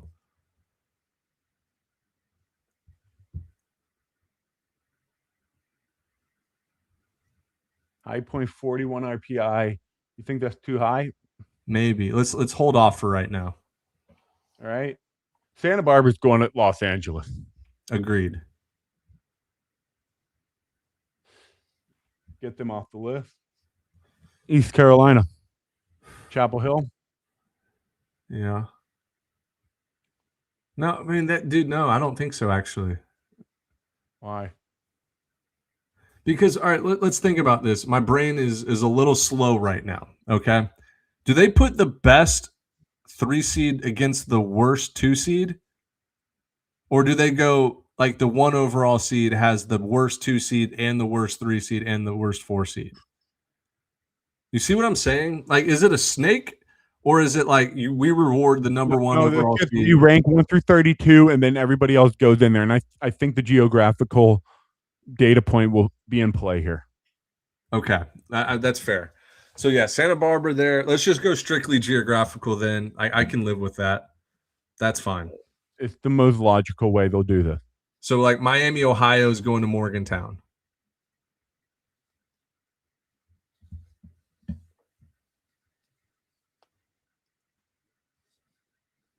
I mean, High Point or East Carolina, one of those two is going to Chapel Hill. Pick. I don't care.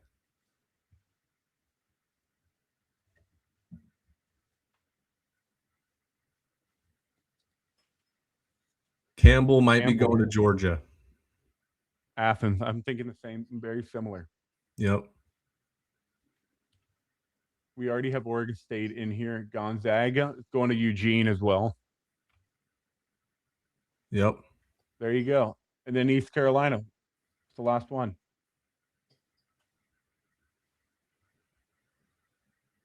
Hey, do we put East Carolina in Gainesville and just have a reshuffled version from Coastal from last year? No shot.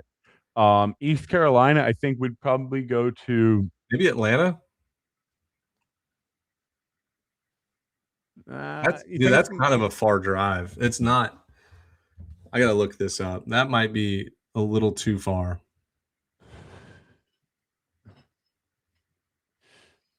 Yeah, maybe. I mean, East Carolina. I think East Carolina stays in the Southeast. That's for sure. So Greenville to Atlanta is. You know what? I love East Carolina at Auburn. I mean, at Auburn. No. East Carolina to Atlanta is 484 miles. That's over the 400 threshold, right? So at that point, it doesn't matter. They got to buy flights anyways. Now, flight-wise, I know Greenville, North Carolina, and like all those North Carolina airports fly in and out of Atlanta airport all the time. So it is an easy flight. You want to put him there? Not really, because I don't want Mercer to face Ethan Norby. Okay. Try to be as objective as possible. I am being very objective. I do not want to see Ethan Norby throw against the Bears. What about this? Austin. Is there just nowhere else to put East Carolina? Auburn. I mean, they can go to the state of Alabama. I don't see anything wrong with that. What about send them to Tuscaloosa? Easy. Yeah. Love that. Cool.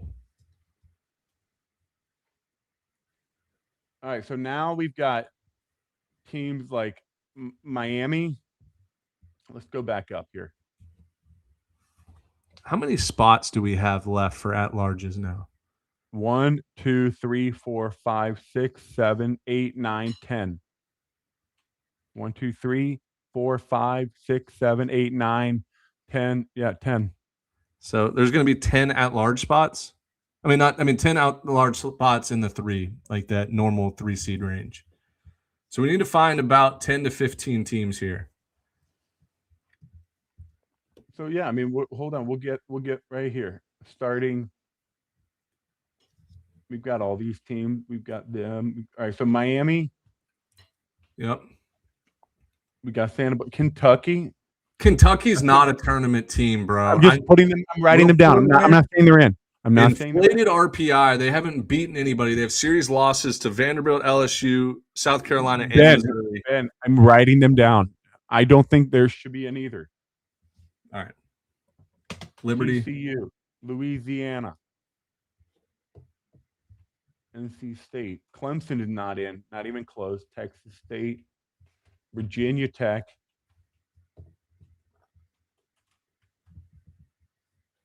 Arizona State. Pitt is out. Can't be 11 and 19. Nope. They're out. Kent State, Michigan, UTSA.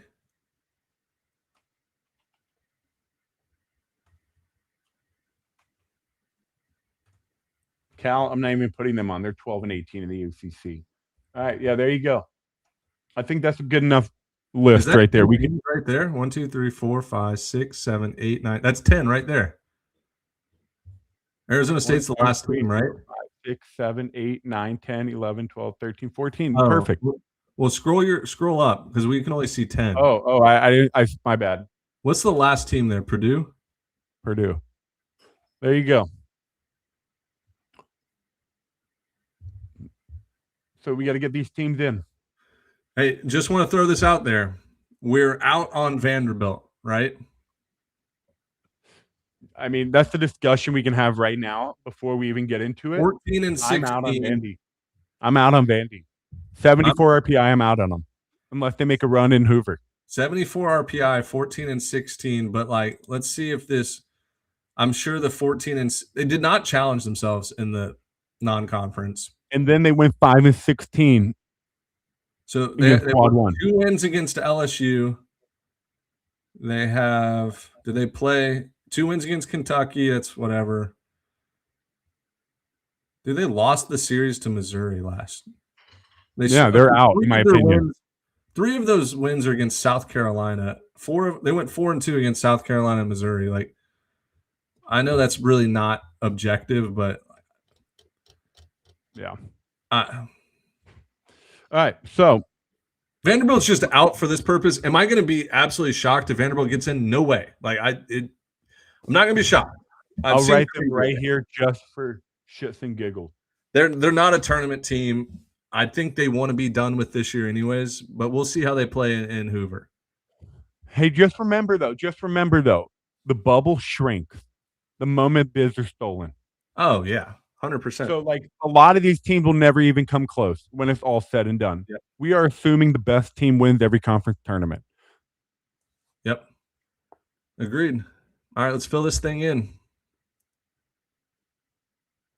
Here we go. So Miami. You can go ahead and put Miami at Auburn. It's got to be either Auburn or Gainesville. Or Florida. But they already played Florida a 3-game series. But it doesn't matter. They've been to Gainesville Regional so many times after playing them. But you got to Right. remember, this is the strongest teams that we have left. They got to go in this bottom area. Yeah. Florida. Yeah. Send Miami to Florida. I agree. Kentucky, I'm not ready to put them in at all. Liberty. I'm ready to put like Liberty in, but like, dude, honestly, like Kentucky's gonna get in. Well, let's get Liberty in first.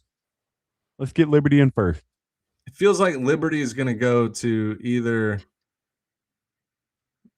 I really wanted to put them in Morgantown or Chapel Hill, but No, I mean, I why think not Miami? What about Miami, Ohio to Lincoln, Liberty to Morgantown? No, Miami, Ohio is close to Morgantown. Liberty in the same state or this neighboring state. Sorry, it's a much further drive. Then what? Miami, Ohio, I think is like less than 100 miles. Here we go. We'll show everyone this. We can show everyone.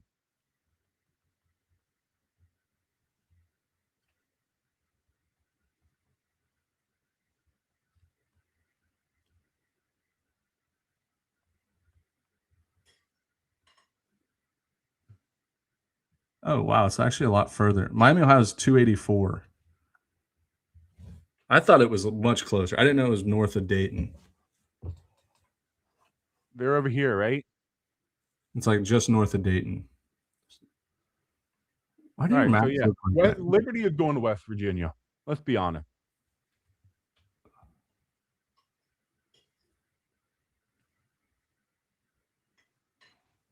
No, dude, leave Miami, Ohio there.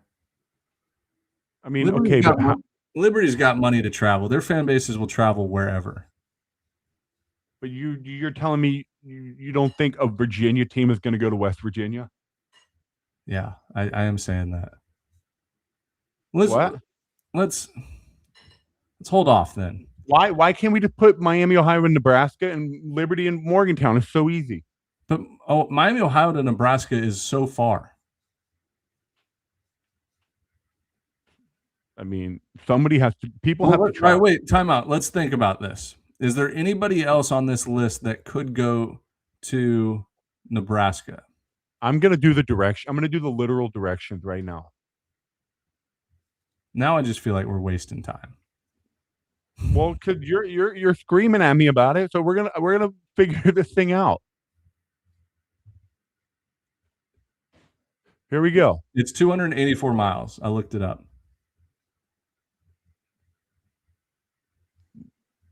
322.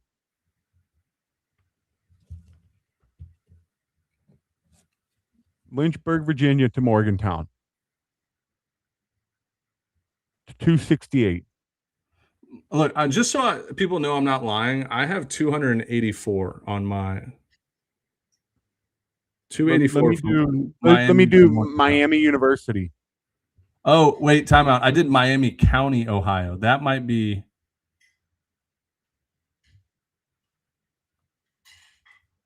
Oxford, Ohio. Yeah, Oxford, Ohio. I did Miami County. That's why it was. Yeah. Liberty is going to Lynchburg. I don't know why we're arguing about it. This is the most pointless argument. That's what we do best. Pointless arguments. Just send Miami here and be done with it. It's not a big deal. There you go. Liberty off the list. TCU. Where do you want to send TCU? Texas. Mm-hmm. Wait, what is hold on. What is TCU? They are 40, 30, 39. They are not going to Austin. Why? You think so? 39 RPI is pretty strong. Southern Miss, maybe? TCU is 30 dude. TCU could be, if they have a strong True. If they have a strong Big 12 tournament, that could be a 2 seed. All right, then send them either Southern Miss or Mississippi State. Probably Southern Miss. Oh my God! All right, why not Kansas? I'll let you answer that. Oh yeah, duh. We'll send TCU to Southern Miss. I'm okay with that. All right, Ben. This is where it gets difficult. I still think we're in a good spot. This is where it gets difficult. I think Louisiana Lafayette's getting in. All right, so how far can I move this down where people can see Right it? there, Okay, right there. all right. So this is where we're gonna get nitty gritty with the resumes. Cajun, what do we got? Louisiana 40 RPI, 5-7 quad one series wins over the number 1 and 2 teams in the Sun Belt. 45 strength of schedule. I think they're getting in. I think they're in. Yeah, I think they're in. I think you can put them in either Texas or Texas A&M.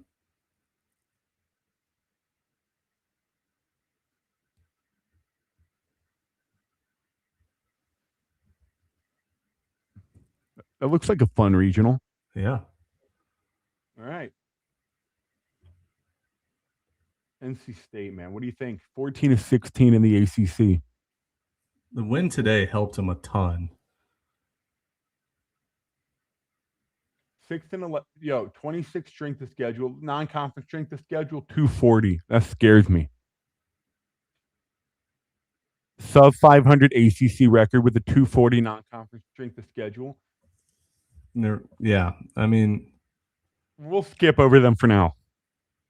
I think we can safely put Arizona State in 19-11, Big 12. But look at one. Yeah, I know, dude. I'm an Arizona State fan. I think they're a good team. Here, this is excuse me. Go ahead and put Louisiana Raging Cajuns in College Station, and then Arizona State to Texas.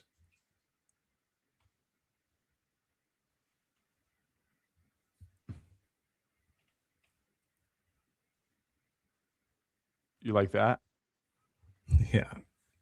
Virginia Tech. What are your thoughts on them? 15-15 in the ACC. Yeah, I like them. I like them. Did they play NC State? I'm sure they did. They did. They won 2 out of 3. So I think Virginia Tech probably gets in over them. I agree. More conference wins and a head-to-head. And a 73 strength of schedule over NC State's 240 and one more quad one win. Problem is, where are we going to put them?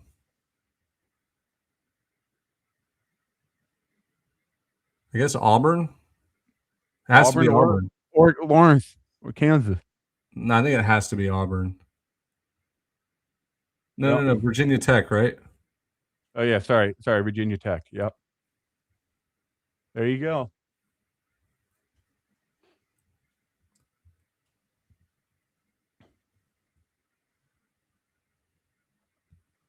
So for me, so far.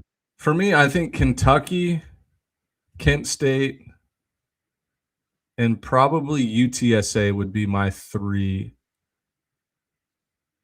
top 3. We need 4 teams left. Let's see. Let me see. Let's look at Kentucky's schedule. What do you think about this? They just played a ton of road games. That's why their RPI is so high. But they have series losses to LSU, Vanderbilt, South Carolina, and Missouri. Yeah. All right. Let's start from the top, though. Swept Greensboro. Good. They took care of business on the road. 2 out of 3 against Evansville. Fine. St. John, Big East co-champion, swept them. I don't think they're good, but it still matters. Swept Citadel. Swept Alabama, a potential national seed. Mm-hmm. Lost 2 out of 3. You know what I like about Vanderbilt, though? They never got swept. This is Kentucky. Or Kentucky, I mean. They never got swept. Yeah, that is surprising, actually. They never got swept. I think they're going to get in. 13-17, 34 RPI. Yeah, let's do this. Who does Kentucky play in the SEC tournament? first game? It's a great question. Vanderbilt. Ha! If they lose that game, they might both be out. I think if Kentucky wins one in Hoover, they are in, like without a question. Agreed. I also think maybe if Vanderbilt wins one in Hoover, they might be in. 74 RPI is tough to overcome, man. I know, but that would put them at 15 conference wins. They always play good in Hoover, so like they might rattle off 2 or 3. Can we put Kentucky / Vanderbilt? I don't know. I don't think I can do that. Let's go Kentucky. Let's go Kentucky. And let's put Kentucky and Georgia. I was going to send them to Georgia Tech. Georgia Tech or Kansas?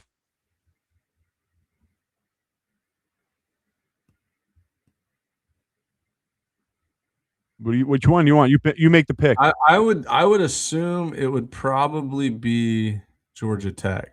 All right, that's fine. I don't want Kentucky in, but I think they're going to get in, and I hate to say it. Well, they won't. I don't think they'll get in because I think we're going to have more than 4 stolen bids. And I agree. I agree. I just want people to know that we are not vouching for Kentucky here. We are just. I've said it the last 5 podcasts. Like, I do not think Kentucky's a tournament team. Me neither. Me neither. All right, Kentucky off the list. There you go.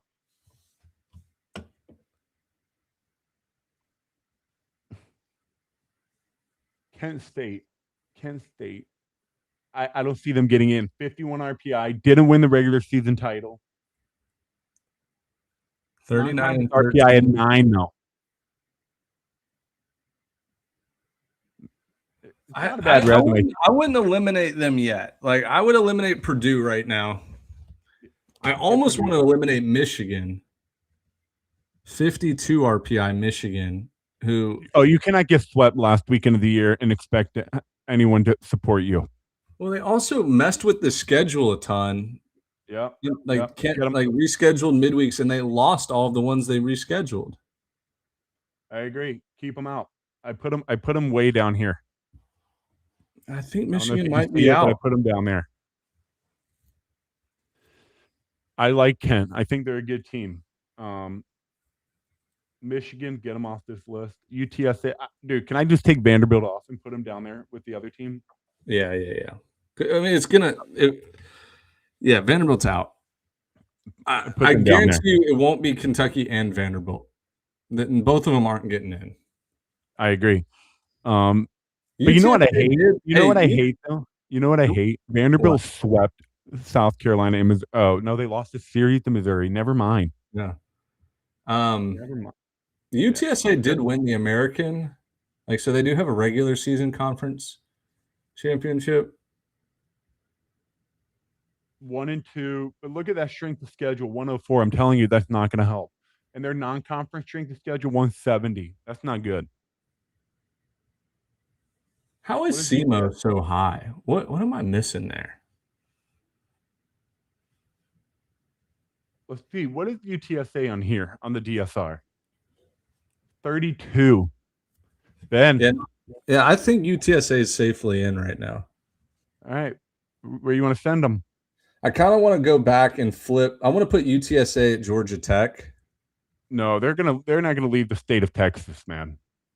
Send Louisiana Tallahassee and send UTSA to College Station. What about that? Perfect.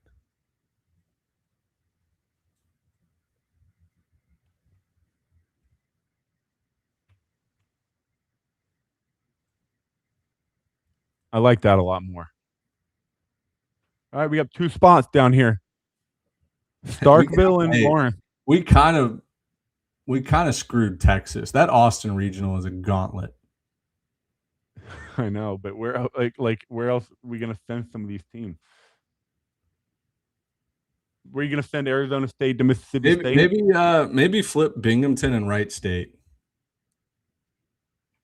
just to kind of even it out a little bit.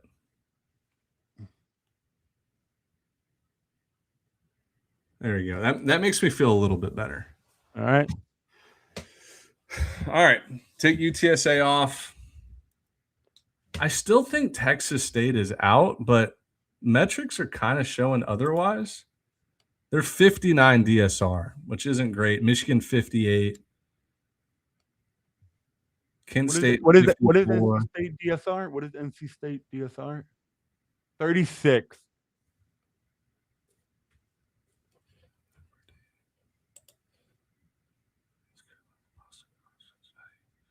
Yeah, NC SEMO. State. I don't see a path for SEMO, man. I don't either. I just don't think the OVC will ever be a multi-bid league, especially since SEMO didn't even win the regular season. They're 82 DSR. Get them off the Yeah, list. I'm out. There you go. Those are your 3 teams right there. I think Are we forgetting somebody? that's what I'm scrambling right now to see if we're Troy, maybe. But dude, 29-27 overall record is bad. But look at their non-conference strength of schedule. Number 2 in the country. Troy. 7 quad 1 wins. We've got 2 spots. I think NC State and one of these 3 teams. What is Troy DSR? Probably not great because they're right around 500. Troy's is 63. 63. And what's their RPI? 45. 7 quad 1 wins. 7-9, almost 500 of 16 total quad 1 games. Number 2, 9 conference strength of schedule. Number 9 strength of schedule. 17 Sun Belt wins. I'm in with Troy, but let me say this first. They have been screwed the last 2 years on last 4 in. Do you want to put North Carolina State in Lawrence? That's what I like. It's kind of a regional of misfits there. That's all right. Then they have to go there, don't they? Pretty much. I mean, you can send yeah, pretty much, yeah. And I could see Troy playing at Mississippi State in a regional. You like that? Yeah, like Troy over Kent? You like Troy over Kent? I like Troy over Kent and Texas State. Yeah, I mean, look at this right here. They're right next to each other. You can see their 2 resumes. I want to compare in everything. I want to compare 2 resumes: NC State and Michigan, because Michigan might. NC State and Michigan. Let's just look at it. Oh, whoa! What happened there? What the hell happened there? No. Right. No. Wait, What? did you just exit out of the? Oh, dude, I thought you exited out of our Field of 64. I was about to cry. Oh no! And North Carolina State and who? Michigan. Mm-hmm.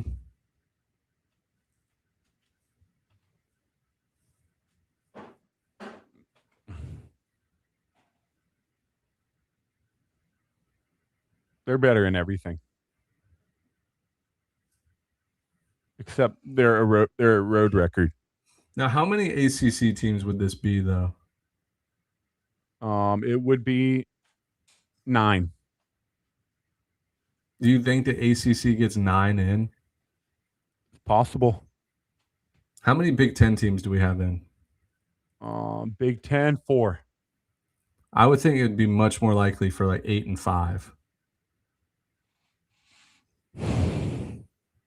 What's Michigan DSR? Hold on. 58. NC State is. They're in like the 30s, I think. 36. Yeah, I think NC State would actually be the better pick here. Yep, I agree. Yeah, I think this is our Field of 64 right here. Yep, I think that's it.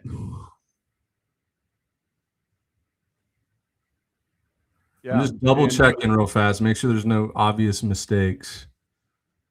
Here, I'm going to pull the chat up now. Chat, is there any obvious mistakes with this one? Oh my God, we have so many chats.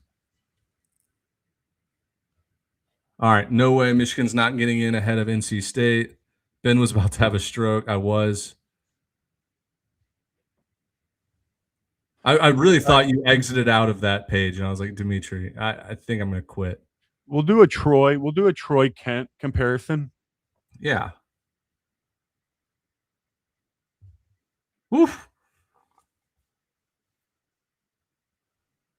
Well, it's not that much.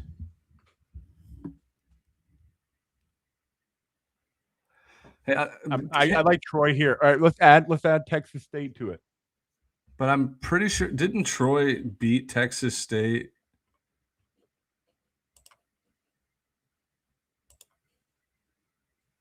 Yeah, Troy beat Texas State 2 out of 3. Yeah, it said it right there. And they have a better conference record.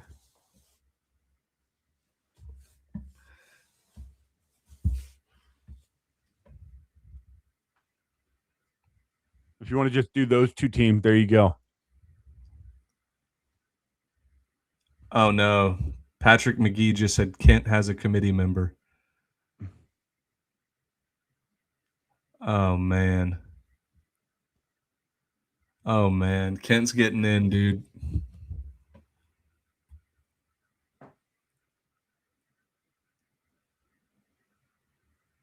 Kent's getting in. They have a committee member.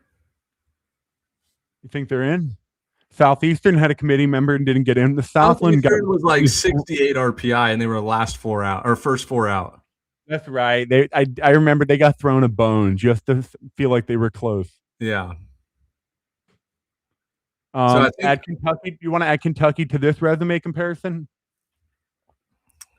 Yeah, I mean, dude, Kentucky just frustrates me.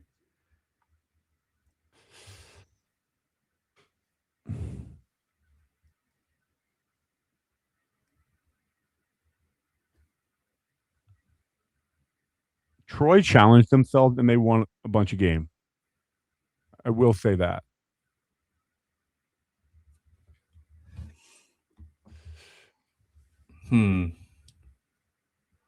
So yeah, I mean, Kent is like a last 4 in, first 4 out, but with stolen biz, just like. Could you see a case? Wait, timeout. Could you see a case where Kent would go where Kentucky is? Maybe, but maybe. I think we stand on business and keep Kentucky out. I think we trade Kent for Kentucky, and we. But Ben, didn't they? Wait, they both. That's not going to happen. They both beat Tennessee in a weekend series, didn't they? That's funny. Like, I don't want Kentucky in, but they're gonna get in. What's their DSR? It's pretty good, I think. 24. Yeah, plus they're good. 13 SEC wins, plus a 35 RPI. Like, I hate it, but it is what it is. I want to put Kent in over them, but I just don't think it's accurate. I don't think that's an accurate thing to put out there. Yeah, I think we're gonna run with this one. There we go. Perfect. Nothing like a good old 2.5 hour live stream on a Saturday night. It is 1:36 a.m. Eastern. I'm sorry, but we're going to have to log off, everybody. The plan for this week, though, before we log off, we're taking tomorrow off. We've been doing 18-hour shifts almost. So tomorrow, Sunday, is the Lord's Day. Taking tomorrow off. Monday, we'll go live, and we'll do a conference tournament pick'em, preview all the conference tournaments, keep a point system. It'll be a ton of fun. Tuesday, we will probably record a podcast, maybe not go live, potentially go live. I don't know. Wednesday night, I'll be live in a hotel in Greenville, South Carolina for the SoCon tournament. I'll be there Wednesday, Thursday, and a little bit of Friday. And we'll just try to go live like pretty much every night from here on out. We love it. This is a great time. Appreciate everybody for joining. I know everybody wants to keep it running, but it is way past my bedtime. Gotta go. Gotta go. You guys enjoy your Sundays. Enjoy postseason coming up, and we will see you guys here in just a couple days. We love each and every one of you. Thank you.